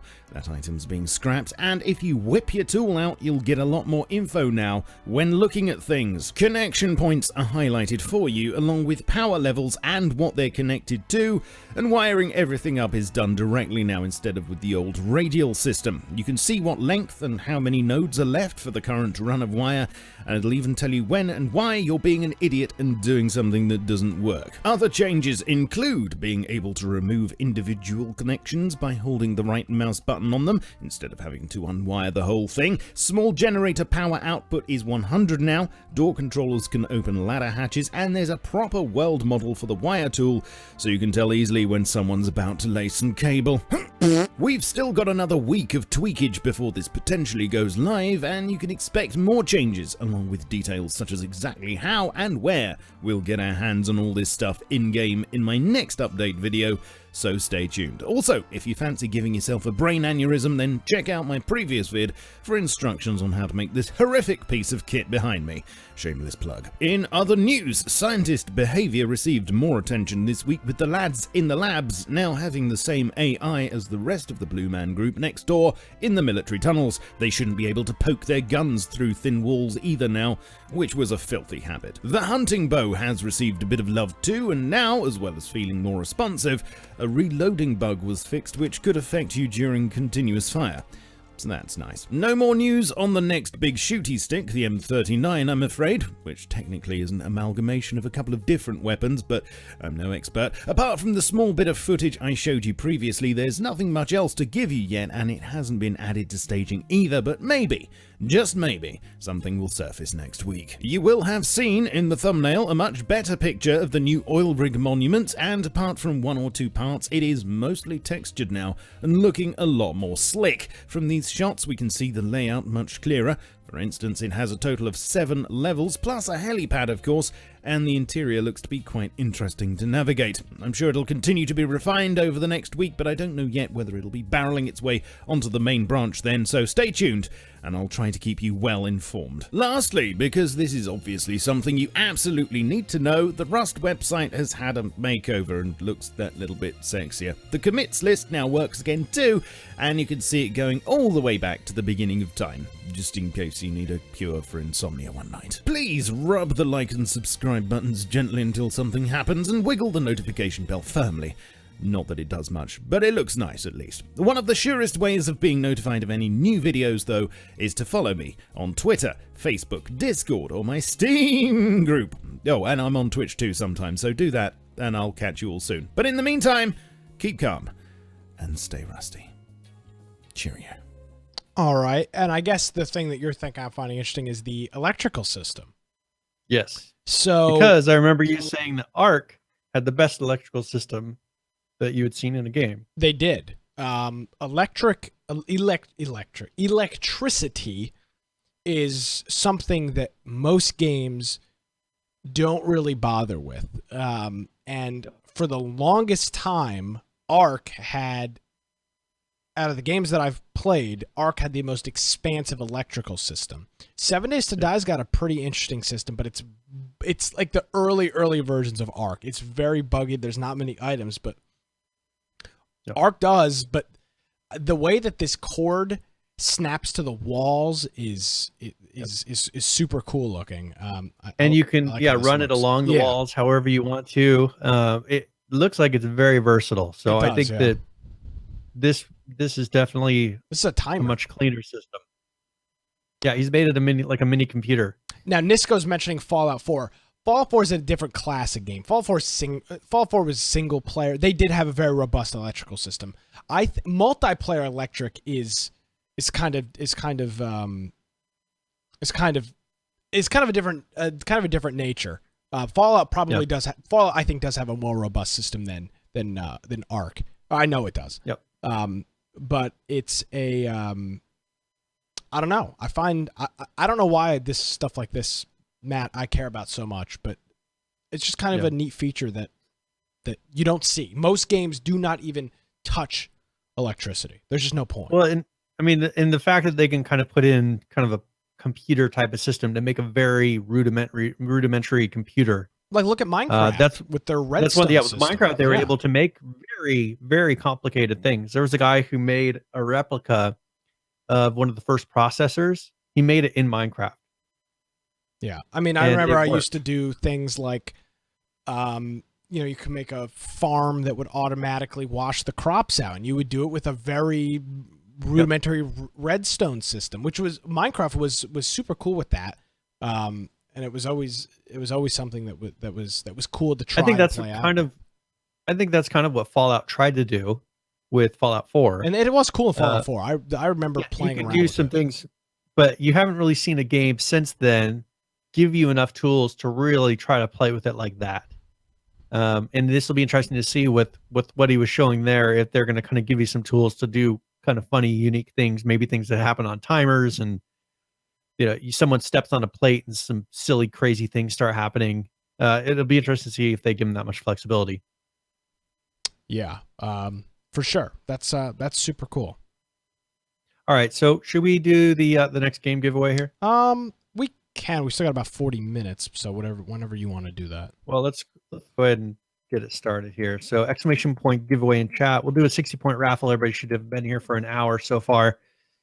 And I'm going to be giving away a copy of Dead Island Definitive Edition. Oh, cool. So this is one that actually is about $20 right now on Steam. So if you don't have the original Dead Island, this should come with, being it's a definitive edition, it should come with a number of different DLCs in it. So this comes with, I think it's the Retro Revenge.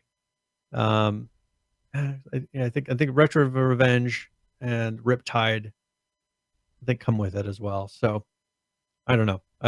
It comes with some sort of DLCs on there. Coolio. It says it includes all previously released DLC. So Nice. whatever that is. What I didn't play. This game gave me like a headache when I played it originally. When it first came out, like something that they did with the screen, Probably motion. it would blur. make me nauseous. Yeah, the way that they force you. I think I'm sure they've fixed that, but that's why I never really played it. I own it, but I never played it. So hopefully they fixed that. If you get it, if you win this and it makes you nauseous, let me know, and then I'll know I'm not the only one. There you go. And I do want to thank our friend Green Man Cartoons, who resubscribed right before the program started this evening.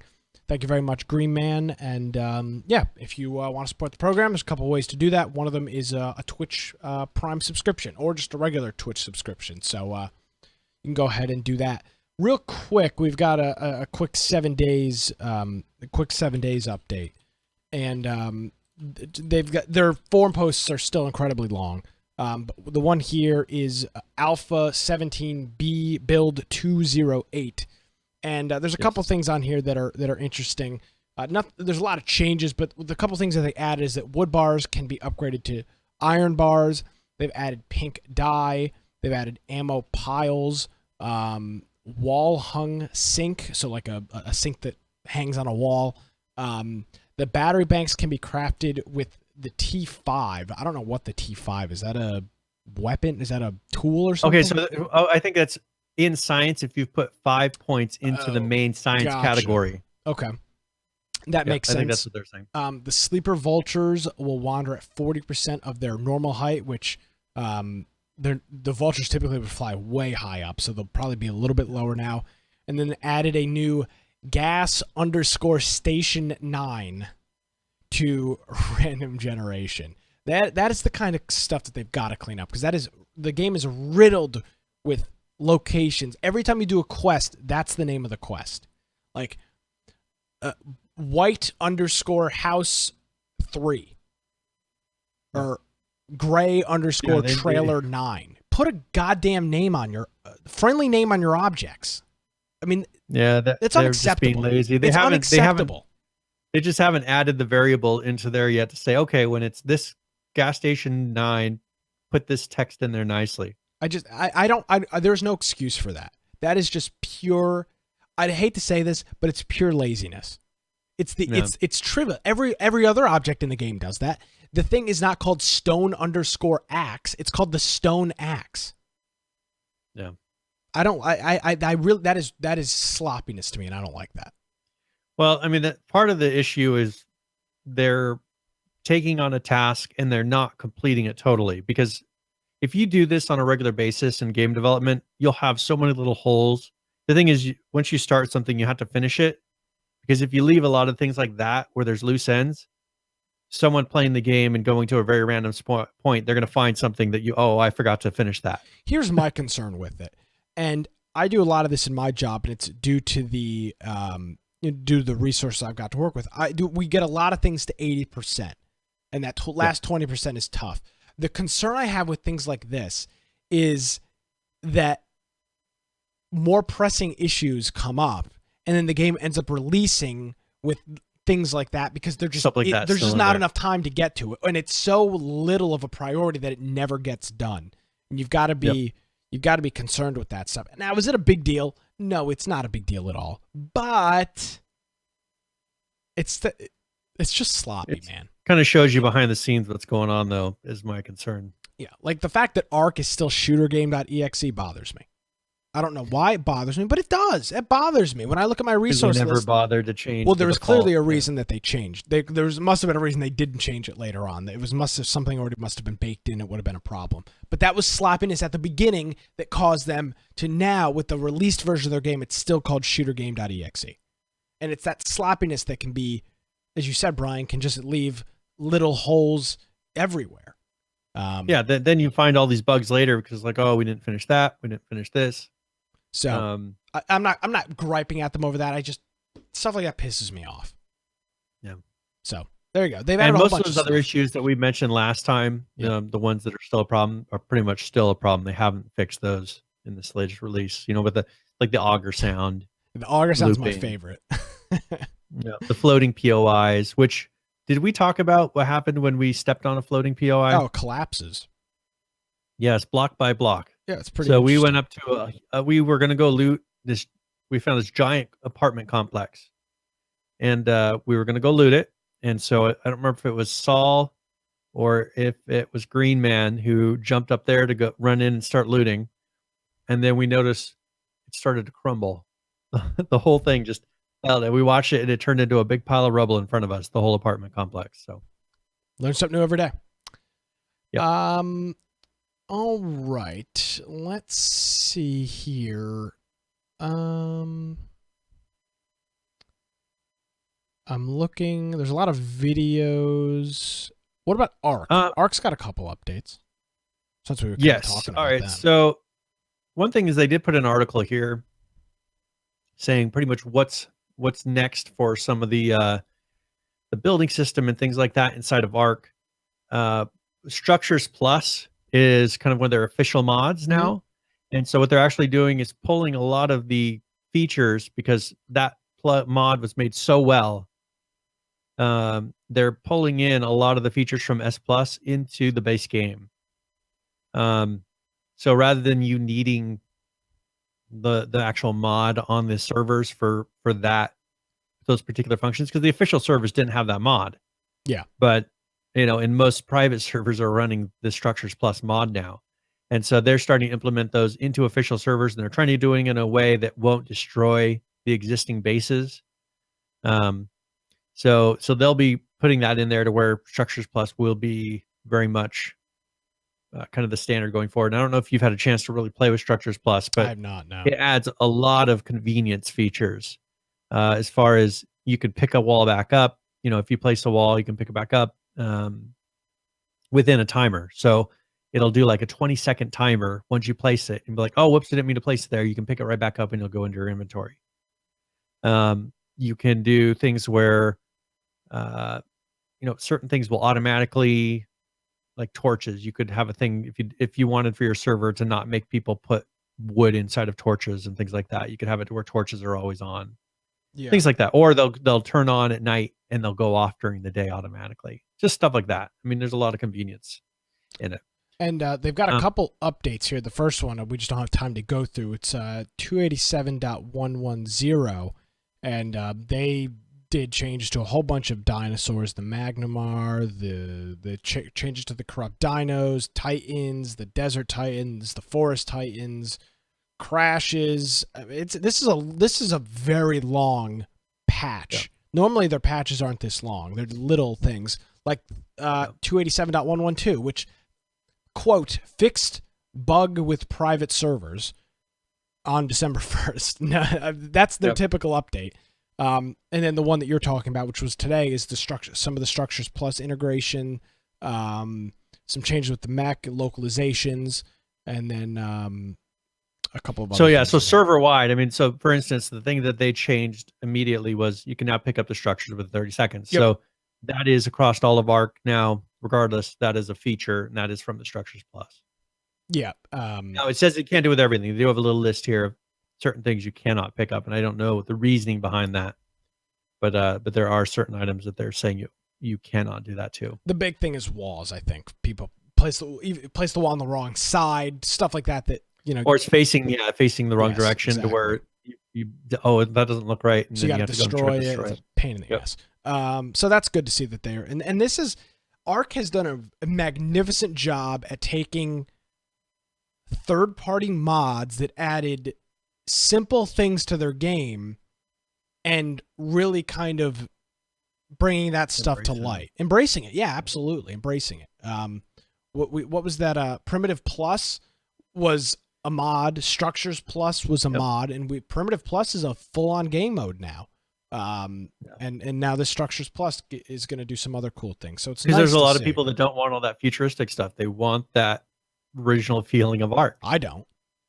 I mean, you like all the the tech stuff to me is I don't find appealing at all. I'll go play. That's what I'm saying. So you like the Primitive Plus. Yeah, I mean, I don't necessarily like Primitive Plus, but I'm just saying in general, I like some of the early mechanics early of stages ARC is fun. Yeah, I mean, I can go. There's a million games where I can play as a space guy. I mean, that doesn't interest me.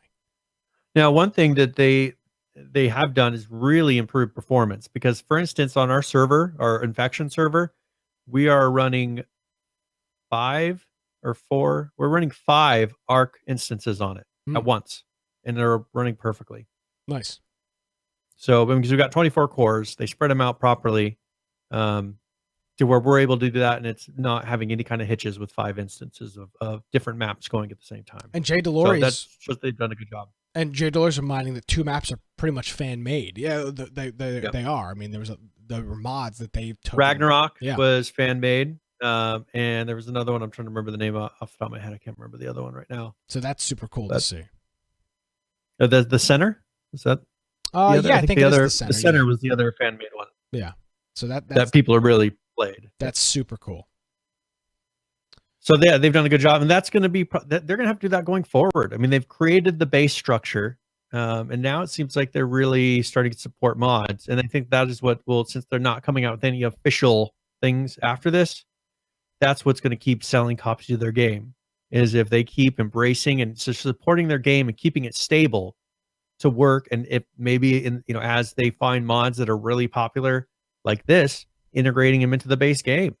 I think that is how they'll continue forward without having to actually create any new major content. Yeah, exactly. You might as well take advantage of your community. I mean, why not? Real quick, just trying to bang out a couple of these extra notes on here before we get into our video portion.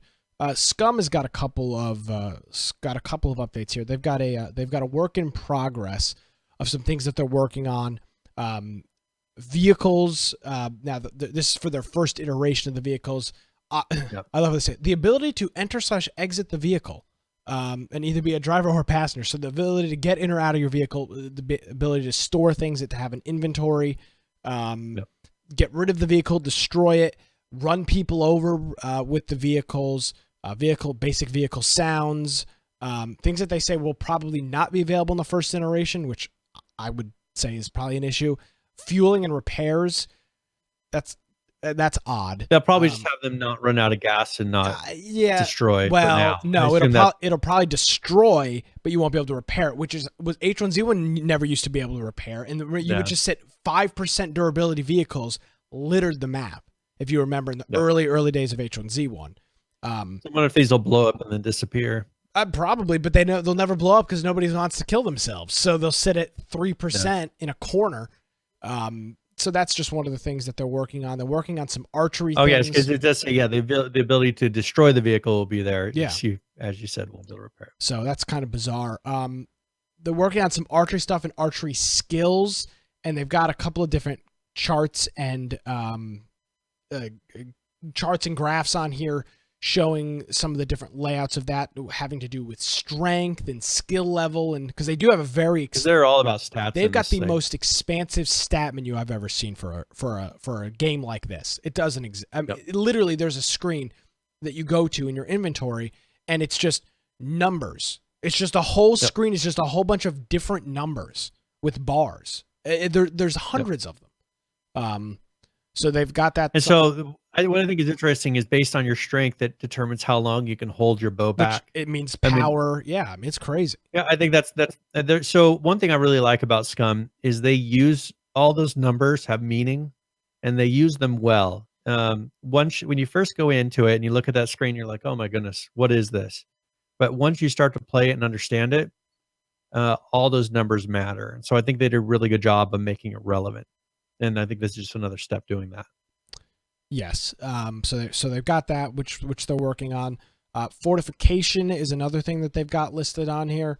Which I've been asking about this in other games. I mean, I think this is a really good system. Yeah, so instead of base building, to start at least, it's going to be fortifying. So entrance doors, residential houses will now be claimable. Hello, Miscreated. And you'll be able to claim those and then fortify it with different levels. You'll be able to do the same thing with the windows, and this clan system quad members. You'll be able to join. So that's really cool. And then they did a whole bunch of optimization on weapons. They added two new locations, a fish factory and a sawmill that have all been in there. Here's some screenshots I can show real quick. There we go. So you can see there, that's probably the fish factory, a couple boats there hanging out, and then this would be your sawmill location as well. So they're working on stuff, but they're struggling with players, and that's a bit of an issue. Now, there's another update that was posted yesterday for them, and the patch on Friday, which is the one that we just talked about, is going to be accompanied by a wipe. And from what I know, this is the first wipe since the game launched 2-ish months ago, maybe 2.5 months ago. So there's going to be a wipe here. And they're saying what's going to be wiped: all blueprints, all items in chests and in the world. And this will reset the global fame, which is the system that you can now used to claim structures and whatnot. Now, you're not going to lose all of your loot, funny enough. So if you keep the loot that you want in your backpack or inventory space, you will not lose that. So that is a way to do things. If you just keep all your loot on you, you will not lose that. And the things that will not be affected by the wipe are the characters and your character stats, and then items you have on yourself or stored in your containers, special containers for you. So it's kind of a weird wipe system. PH referencing it's a terrain wipe so they can reset people's locations exactly because of the new base building. So they probably got to redo the house maps and whatnot. So that's how they're getting around doing that. First wipe in SCUM, and we shall see. And they're also saying that this wipe should improve server and client performance. So we shall see. I think this game has a lot of potential, though. So I mean, if you look at this compared to something like DayZ, I mean, it pretty much has the features of DayZ already, and it hasn't been 6 that years. long. I mean, the DayZ's been going on for 6 years. It's been more SCUM than hasn't 6 been, well, however long it's been, but SCUM hasn't been being worked on that long in comparison, and they have all the features done very well, and they're just building on it from here. So, I think if they kind of, I don't think they should really push to try to get all their users back yet. I think they should kind of do what we talked about with Conan. Yeah. Get those features in there, get vehicles in there, get it to where when people come back, they say, wow, this is what I wanted DayZ to be. This is what I want, whatever that game they used to play was, that's what they wanted it to be. or Just Survive, for instance.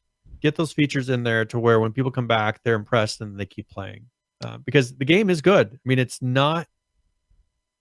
It's beautiful graphics. The game was very stable, but there just wasn't enough to do unless you just wanted to PvP all the time. Yeah, which is not my cup of tea, but yeah.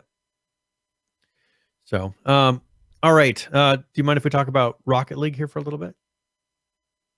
If you want to, yeah. I mean, it's fun. Yeah. So, they came out their 1.56 version, and pretty much it is. They have enhanced support for Xbox One X, and they added some new vehicles. But the main thing that they added is the new season pass. First of all, so they started last season was their first season pass that went very well, and so they have added a new season here, and this is they're calling it Rocket Pass 2, and they have a number of different collectibles. There's a video. I don't know if you want to play that. It's probably just music, so you could play it probably just in the background if you'd like, but it will show some of the different objects that you can get in the season pass. And what it does is they have the free tier, just like most of these other games, the free tier, and then a premium tier. And so they've done a really good job as far as making it to where you can, in a season, you can, if you play a reasonable amount of time, you can pretty much get everything in the pass. Cool. Which I think is one of the goals that some of them, like, there's just such a grind that you just get tired of it. I think this one they've done it just about right. So that's Rocket League. So if you have that, make sure you check it out. But that starts on the 10th, so within a week. Yeah, so go check that out. All right, we got about 20-ish or so minutes left, Brian, and we got a whole bunch of videos and a couple more stories to get into. So I'll delegate to you on this. What's relevant to cover? Well, let's talk about the forest minutes? really quick. This will be a quick one. Okay. So the forest, they put out a video, and go ahead and play it with sound, because this is not the forest I remember. So I just want you to see this. Okay. And then kind of give me your opinion of what this is compared to what it was last time we played. All right, this is the Forest December 2018 update.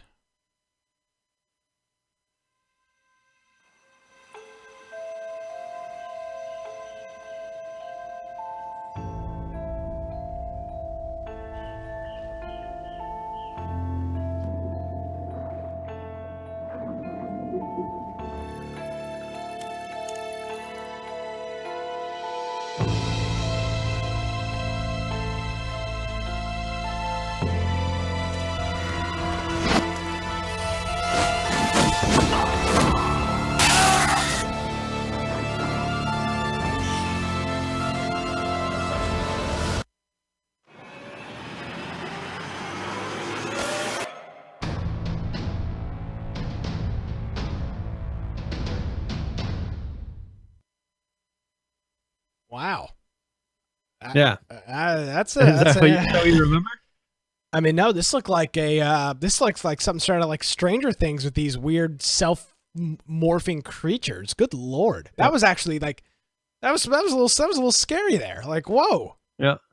That was those are some legit, like, holy shit, something is chasing me kind. And Forest already gives you that, because their zombies are quick, or what, they're not called zombies. Well, maybe they are zombies. What are they? They call them zombies? I don't remember if they're mutants. No, mutants is Miscreated. No, they don't call them zombies. They're I don't remember what they had a different term. But for they're pretty scary already, because they're quick and they will do serious damage to you. Yep. And so with this, we remember at PAX they were saying they were really doing a push for console. I think that they've gotten a really good player base on console. I don't know that there's a huge PC player base, but they seem to be talking about like their PlayStation booth and everything. That's where they were really pushing this game. Yeah. I think that it's really picked up, and their focus has been supporting the console players, which, I mean, all that stuff comes up to PC as well, but I think it brought an infusion of cash to allow them to finish up and put a lot of these features in there. So, I mean, it'd be worth checking out again. Mainly, I'd want to see, I mean, obviously the multiplayer can't be doing too bad if those people were flying, and we could barely place base parts. And there you saw 3 or 4 people flying, and it didn't seem to be hitching up or anything like that. So maybe they fix some of it, but at some point we may want to try it once this patch is fully implemented and ready to go. But that'll be coming December 10th to PC and PlayStation 4. Boy, I tell you, I don't remember this last year, Brian. I don't remember last year. Right before updates. Christmas, all these updates. I don't remember this. I mean, maybe my memory is wrong, and if so, I mean, we'll go back and look in the post show. No, we had a look. I remember After Thanksgiving. I don't know about last year, but I know within the last 2 years, one of them there was almost no notes from Thanksgiving to Christmas. Yeah, it was nothing. Yeah, there was. I mean, there was H1Z1 wasn't putting out any updates. Almost all the games were not putting out any updates during that time. And now we've got tons of game releases, just one right after the other.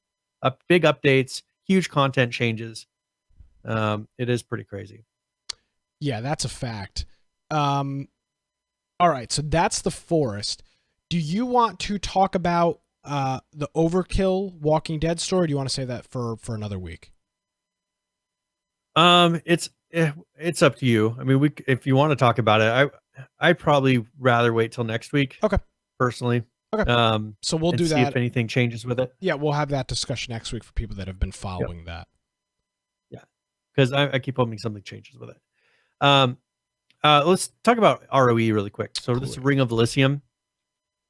They put out a number of updates this week. Now, one of them was just a small little patch. They do it in the European style, which this is Japanese style of 11/28/2018. Actually, so this is the US style here, which is nice. Fake news. Well, sorry, but I'm used to the a lot of these guys. They do the European style, yes, and it throws me off. It's like 28.11. 2018, yeah. But then sometimes it's like 11.12. And I just, okay, so which one is it? Is it December 11th or is this November 12th? I can't figure it out. So here they were fixing a sound for a gunshot, and then they came out on the 30th.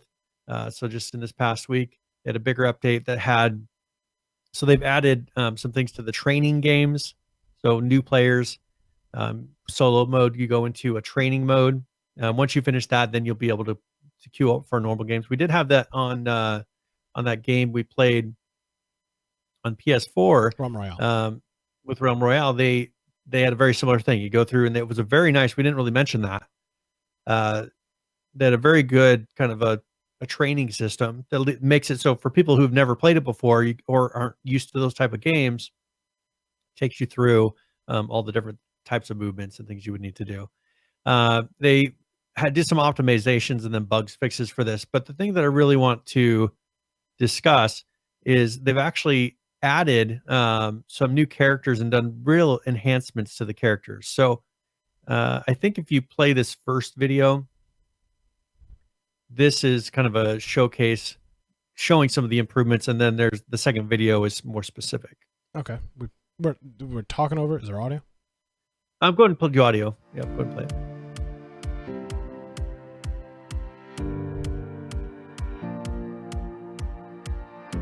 So this is the one of the male characters. They've been adding.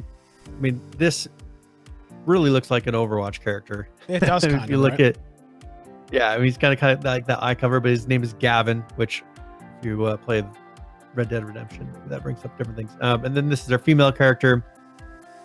Definitely kind of an Asian theme to it. I thought if you look at that backpack, like that's a really cool effect. Yeah, it is. People will go. Actually, has a cat inside the backpack that's moving around. That's right up Brian's alley. Just so everybody that's wondering. I mean, the detail though. I like the detail of it. Confirmed. Brian loves. That's something too. Now play the second video, and what they're actually showing is some of the tech. So if you remember the first Ring of Elysium, the characters were pretty static, right? Very how you would generally think of a survival game like that. They're going through and getting these to be much more detailed. They show here how they've done the hair. And as your character moves around, the hair actually sways, and really putting the necessary detail to have a truly detailed character in there. I thought it was just hair.png and no. So those no? are hair planes. So Jesus. To make hair flow like that, you have to make a bunch of planes, and really, it takes a lot of work. It looks like it. Right. Yeah.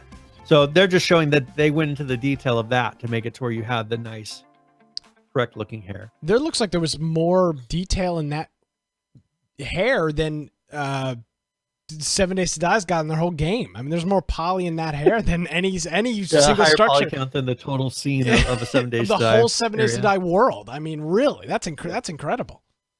Huh. So no offense. on there, that they're calling this the vivid characters. Okay. They said that the other ones were too static, unrealistic. I think with this, if they're going for, I mean, this is a free-to-play game. If they're going for skin sales, this is how you do it. Bingo. You make a character look really good. You give it a lot of detail. You have them buy a backpack with an actual cat inside of it that moves around and does silly things. No one else is really going to see it. But your character, when they're running around, they're going to see it. And that's what matters for most of these people that are buying the skins like this. So also, they're adding here on December 6th, in 2 days, they're adding a night mode. So they're having a new game mode. It says Darkness is coming. And they're going to be showing some different trailers throughout December. So they're doing the first reveal on December 6th. So they'll have a video on December 6th. At the video game award show, probably. If I just had to guess. So you'll be able to see they're going to be doing a new game mode here. So that'll be interesting. They've been doing a lot with this game. I think if you're interested in a game that's like this, that's not PUBG, that's not Fortnite, this would be one of your really good alternatives to check out. Yeah, ROE is fun. But unfortunately, I'm just not really interested in BR games at this point in time. So I just haven't been playing it. ROE I had a lot of fun with ROE. It was actually winnable. Yeah. It wasn't not that it wasn't skill-based. It wasn't crazy with the skill-based like PUBG is, where you can't even compete. Yeah. So that was kind of cool. The gameplay felt smooth. It felt very smooth for day one. So I think if you're not burned out on BRs, it's a good place to go. I wouldn't disagree.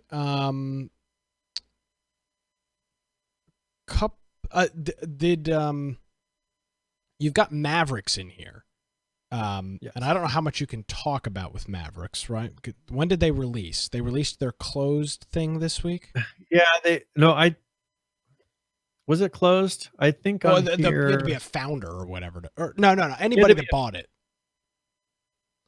Yeah, so you had to be a founder to be able to play it, but I think you can. Yeah, so I think you can actually show video of it. I don't think you can. So I'm pretty sure there's an NDA. Okay, so the NDA, I didn't record it. I saw somebody had posted a video, but they were breaking NDA. So I think I didn't show the video in here. I didn't link it. Yeah, but that's good because of that. But it is. Want us to get in trouble. But its first public play was this week. Yes. And you're not even supposed to talk about it, so I'm not going to ask you what your experience was, but it did happen. But one thing they did make a public post today talking about Spatial OS and CryEngine. Oh, cool.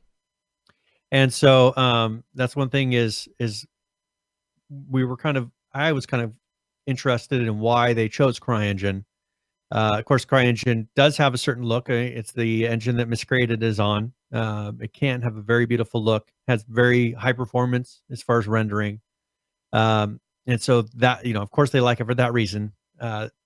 But, for these guys, they've really done a good job of integrating Spatial OS into it. And so that's something that this is the first real game that we've seen like this that is using Spatial OS. It sounds like Crytek is really hands-on with them in making this. One thing that they did do is if Crytek, so CryEngine, is actually assisting Mavericks in some of the integration and they're helping them. But what Mavericks is doing in return is some of the improvements that they make to CryEngine, they're actually putting back into CryEngine itself. So it's kind of a two-way partnership. Well, I kind of see it. It's not the same, but it's kind of almost what Epic is doing with Fortnite. It's not the same. Obviously, Epic and Fortnite are the same people, but with this, they're helping an individual game out, but in turn, they're going to have a better product. CryEngine, Crytek is going to have a better product to market to the rest of the world to say, hey, it's not all about Unreal and Unity. Yep. We're a viable engine. Yes, like PH, that's what I meant PUBG. With Epic, they helped PUBG a lot. They seem to be working very closely on improvements and network code and all that stuff. And Yep. And that's kind of what you're seeing with this, because really CryEngine doesn't really, in terms of the multiplayer space, doesn't hold a candle to Unity. I mean, it was doing a horrible job with Miscreated. It was garbage. And I think that they have made a lot of improvements, but the thing is when you made your game on an old version of CryEngine, it's not as easy as people think to start integrating the new features that are released in very recent engine updates. So that takes a lot of work, and that's where probably the CryEngine team worked with Miscreated, for instance, on getting to a more recent version where they can start taking advantage of some of the networking stuff. Yeah. Here, obviously, since they've done such a tight integration with Spatial OS, this would be a perfect thing for them to hand back to CryEngine and say, hey, here is a top-notch integration of Spatial OS that's working as intended with 1,000 players on one map. I mean, it's a good proof of concept because we haven't really seen that from any kind of Unreal game yet. Because I was actually looking at their Spatial OS plugin, and it will not be in beta until mid next year, Q2 of next year. It's in alpha right now, but it's missing a lot of features. I mean, here they've got one that's currently working. I mean, that would be a very big draw for someone looking to take on Spatial OS right away. So, all right. And actually, I really want to play Dead Matter. How long is it? Let's see here. But we could do that at another time. It's 5 minutes. We could do that next week since it's not like they're releasing next week. Okay. Is there anything else you wanted to do? New World. I don't know if you want to show really quick just some of that's actually inside of the game. It's only 1 minute, but it's from them. I played it, but because of NDA, I couldn't show any of it. Oh, okay. With this is actually from them. It shows you what the game looks like. So this would be kind of a first peek. What are we looking at here? So just running around. So this is New World. So this is Smedley's or Amazon's new game. That's an open world type of a game, and this is pretty much what it looks like. I mean, this is on their Lumberyard engine, and this is pretty much exactly what the game looks like. So. It's just somebody running around. By the way, Smedley works like a lunatic. Yeah, he tweets like he is at his office at like 6 o'clock every morning. He's out in San Diego. 6 o'clock your time? No, 6 o'clock his time. Like I start like, I say playing around on the internet, but like I open Twitter and all that stuff at work probably like 9:30 after I get all settled in and whatnot. And he is tweeting like, today he tweeted like, here are all my old EverQuest boxes. It was like 9:35 Eastern. I mean, it's 6:30 and he's setting up and it's pitch black in San Diego at 6:30, and he's tweeting out pictures of his EverQuest box. I mean, this guy works, man. No wonder H1Z1 looked. Everybody thought it was going to be such a kick-ass game. I mean, this guy works. I mean, he's at his Amazon game studio at 6:30 in the morning. Yep. That's dedication. That's somebody that loves what they're doing and has passion. And that's why, even though New World isn't necessarily our kind of game, we'll continue to talk about it and support it. Because he's awesome. I really like him. All right. So there's one more thing I wanted to discuss, and then we could be done with news for now. Okay. But there's actually something having to do with PlanetSide. And this is more of a rumor. We do speculation on here. But they Daybreak, our favorite company, has been doing some trademarking, and they trademark PlanetSide. What was it? PlanetSide Arena. Yeah. So they did a trademark filing for PlanetSide Arena. So there's kind of a guess: are they going to be doing something else in the PlanetSide space? For instance, we saw those things talking about a new game that they're going to be developing. Do you think they're going to do another PlanetSide? I mean, if they're registering a trademark, or do you think it's going to be like a DLC or a change to the existing PlanetSide? I'm not sure, but I mean, here's the other thing too. What was the game that they scrapped that was supposed to EverQuest Next, right? So they don't have a great track record of registering trademarks and then coming to fruition with a product. That happened with their one building game, was the game with all the castles and whatnot. Yep. I don't remember what its name was, but it was that, and then EverQuest Next. Both were kind of scrapped. So who knows what they're gonna do? Yeah. So this is something that they've done recently, but I just I'm kind of curious: is this something that's going to come out of it? I mean, Daybreak, they've got to be doing something. They still exist as a company.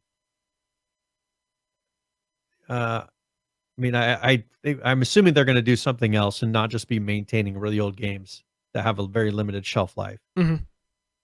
So, I mean, because they pretty much handled all those other ones to go off as mobile games, which will probably run better than the original games. So they've got to be doing something else if they expect to stay relevant, but maybe they don't. I mean, maybe they're just going to exist and see what happens. But it's weird that they would be doing a trademark filing if they're not doing anything. That's true. That's very true. So anyway, so I just wanted to mention that, put that on people's radar, but we'll see if anything comes of it. Is there anything else before? No, I do want to mention, it was very funny. Last week on the program, you and I joked about the snow in H1Z1. Joked about it on the air. We were talking about, what game were we talking about? Miscreated? What game was adding snow? Miscreated was adding snow. And in the same moment, you were talking about it. I pulled up the image of H1Z1's original snow, and you were like, and H1Z1, and I put the image up at the same time. Very ironic, very funny. We get off the air last Tuesday, and I look at Twitter, and literally as we stop recording, Jace Hall tweets, Z2 winter is coming, maybe. And it was just like, it was the most bizarre thing. Like, and it had a picture of snow. Snow. So it's just kind of bizarre, all of that happened. I thought it was pretty funny. Now, did you see the tweet that Smedley did in response to that? Yeah, we had a full working version of it. We turned it off because server performance was shit, pretty much. Well, he said, and we turned it off for a reason. Yeah, because the server performance was garbage. Yeah. Yeah, so he said that we turned it off for a reason, which is pretty much you'll go ahead and post that, but you'll find out you're not going to be having snow. Yeah, so I thought that was pretty funny, but it was very, it's like all, I mean, we're kind of a big deal. I'm not saying Jace was watching the program and tweeted it out, but, we may have gotten a source. I'm just saying it's a possibility that Jace was watching the program. I may or may not have a source and said, hey, we're going to tweet this out to shove it at the infection guys. So may not have a source. That's a perfect alibi. May or may not. May or may not. Hey. It's 100% true statement. It is. I'm not going to confirm or deny anything. So I'm just saying it's a possibility. Keep your eye out. Jace is a big fan of the show. I mean, I'm not. Somebody told me that Jace is a big fan of the show. I can't confirm it.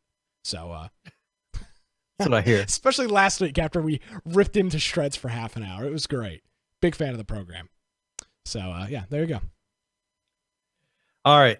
Okay. So I think we got everything. For now. We covered a couple of other things too. That we'll talk about. That controversy with Fallout 76. We'll get to that next week. There was a H1Z1 update, but we can cover that next week. Something we talked about the Overkill, Walking Dead. There's some news going on with that, and a couple of other things as well. So we'll jump in. Death has an update out. Yeah. And we will get to all of that stuff here in the next couple of weeks. All right. Well, if we don't have anything else, I guess we will go ahead and switch over to current play. Everybody's favorite segment. Yeah, Green Man. Hey, I mean, I'm not going to argue. Hopefully, we timed this right. I told him to come back in about 2 hours, and I think we're right on the money. Timing, which is right on the money within minutes. I agree. Stop trying to hijack my segment, Brian. Currently playing H1Z1, a King of the Kill, the Battle Royale version, 1,108. Your 24-hour peak, 2,647. The 7-day peak, just shy of 4,000, 3,922. Ark Survival Evolved is still hot after their most recent update. 38,386 people currently playing the 24-hour peak, 55,728. 76,523 is your 7-day peak. Moving on over to 7 Days to Die. Still looking pretty strong with these numbers. Down maybe 2,000 or 3,000 from last week. 13,145 currently playing. 16,300 is your 24-hour peak with a 7-day peak of 24,273. And boy, these are some interesting numbers, Brian. PUBG, Player Unknown's Battlegrounds, currently playing 18,077. And you think, okay, that's reasonable. What's the 24-hour peak? 40, 50,000? Try 832,684 with the 7-day peak of 927,372. It is so blatantly clear that these numbers and these players are all coming from China, when at 9 o'clock Eastern, 6 o'clock Pacific on a Tuesday, you've got less than 20,000 people playing, but your 24-hour peak is almost 850,000. That's nuts. Yep. Marcus got more people playing. Yep. That's nuts. We've seen this. You could take a look at Fortnite. I think Fortnite has eaten up almost all of the BR players. I mean, almost all of them are playing that one game, and it's got to be tough. I mean, all these people, they look at, there's lots of people playing BR. People love BR. A lot of the games that are BR focused are really struggling to survive in the American market. Yeah, it's a fact. So, except for Fortnite, they're doing perfectly well. But that could always change. I mean, that's the thing is, hey man, the PUBG world is very fickle. PUBG was the top of the. PUBG was the best. Had the highest player base, quickest selling. Was the top of the world, and it seemed like in one swoop, Epic came in with Fortnite and took them out. And Epic is not unprone to the same thing happening to them. There a company, a game, somebody can come out with something, and the next thing you know, everybody is playing that. What's the likelihood of it happening? I'm not saying it's high, but it is not impossible by any stretch of the imagination for them to be on a downward trend in 6 months if a new game comes out and really changes it. So nothing is forever. We have learned, that is one thing we have learned. Nothing is forever with these games. Yep. It's very quick how things change. And that's the thing is right now we think, oh, how could that? I mean, because we had the exact same thing with H1Z1. We were looking at numbers H1Z1. Look at all these numbers. You remember ARC's numbers? We're like, holy moly. They kept going up. 100,000 concurrent players? That's insane. And then on a thing that has private servers and that people can sit there and they play usually long periods of time. That's a lot of people. It's not quick little short instances. Like that's a lot of people playing concurrently. And then the next thing is, and then PUBG launches and they're like, hold our beer. We've got, 2 million people playing at any given moment. And you're like, holy. Now you've got the 8 million of Fortnite. Yeah, it's crazy. It's just, the numbers just keep getting crazier. The main thing that's a good thing out of all this is look at all these people that are now introduced to, not all of those 8 million are PC, as you said. Yep. But look at all those people that have been introduced to PC gaming. For some of them, this is their introduction. Sometimes it takes a certain game to get somebody to put out that extra money to get a PC. I've said it for the longest time, Brian. They want to be competitive, that you have to be competitive on a PC. I've said it for the longest time. There's nothing negative from what Epic is doing with Fortnite. It's the level of quality in a game that needs to be there, the interaction with your community that needs to be there. Jesus Christ, when we went to PAX, they literally rented out whatever space across the street from the convention center and built a mini golf course. That is showing that they are embedded in the community. They're not just, the high and mighty office in Cary, North Carolina that's developing the game.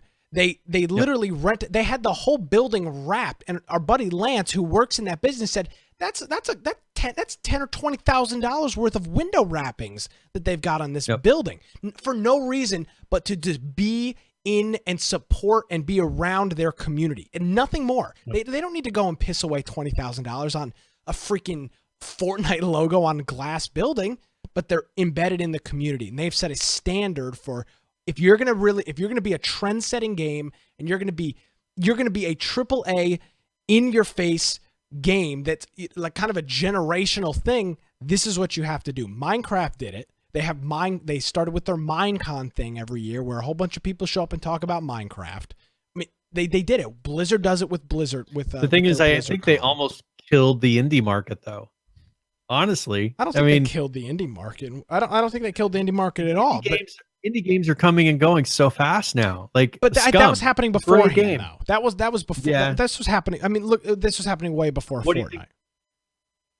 I don't think anything killed it, Brian. You know what killed the indie market? The indie market. A bunch of people probably the releasing access half-assed bullshit games. That's what killed the indie market. When you release a game, and I don't like hating on the guy, but when you release a game like Hide and Hold Out that you never fully do and sell it to a whole bunch of people and then go, oh, costs a lot of money to make a video game, gotta go. That's what killed the indie market. H is bringing up PUBG. Also, I mean, H1Z1 kind of started, I think, the downward track of this, of putting something out, and even a supposed kind of a AAA, somewhat of a AAA company, then not even being able to deliver a good product. And, you know, it's okay because it's alpha. Then PUBG, you know, they put out a really good game, but the thing is they never, you know, they never fixed the bugs, but it was okay for a long time. You know, they didn't stay in alpha very long, but they were pretty much still in alpha. All that changed was the name. I think that all of those in a row, and then people putting all these Kickstarters that never went anywhere. People just got tired of it. I mean, I've got games on Kickstarter that are still not complete. It's been years. Yeah. You know, and who's accountable for that? Nobody. Nobody. And they shouldn't be. You're gambling. Kickstarter's gambling. I mean, where's the people are tired of gambling when you can get a guaranteed game. Can I get a Kotaku article or somebody to write an article about how loot boxes and Kickstarters are the same thing? They're both gambling. Can I get some video game journalists to write an article about that? There's the real controversy of our era. You're buying a damn game that is never going to come out. I'm going to write a report. Brian, we need a blog that I can write a in-depth conversation on about gamble. Kickstarter and Indiegogo are gambling. Ban it. Yeah. But the thing is, they don't want to accept that. But the thing is people, I mean, we've talked about, look at how many great titles are coming out just in the next 2 weeks. How many games are coming out of alpha? How many games are being released in the past 2 months? Yeah. You know, that's the thing, is you don't need to gamble anymore when you have a guaranteed, oh, this game is done. For $60, I can buy Red Dead and I can play for a week straight, you know, only taking time to sleep. And I have tons of content. And a problem. So I think that's the big difference. Huh? I said, and a problem. Yeah. But you know what I'm saying? Like, you can now, there's so many games coming out that you can get a guaranteed decent game. And if you're tired of that game after a week, you can move on, and there's plenty more to go. Yeah. So. Oh boy. All right. Well. All right. So you ready for me to roll on to tip of the week? I'm ready whenever you are.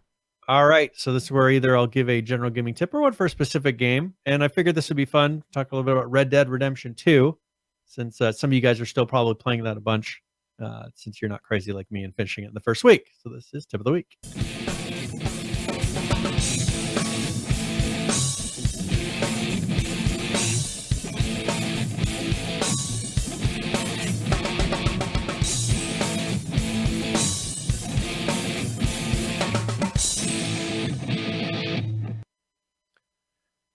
All right, so here is just a little bit of a tip for when you're playing single player. We'll probably go into a little bit more of multiplayer later, but I think they're still ironing a lot of that out. This is still in the beta phase, and they've already announced that they are making some changes to how that works. So I'm not going to give a tip for that because that could be out of date next week.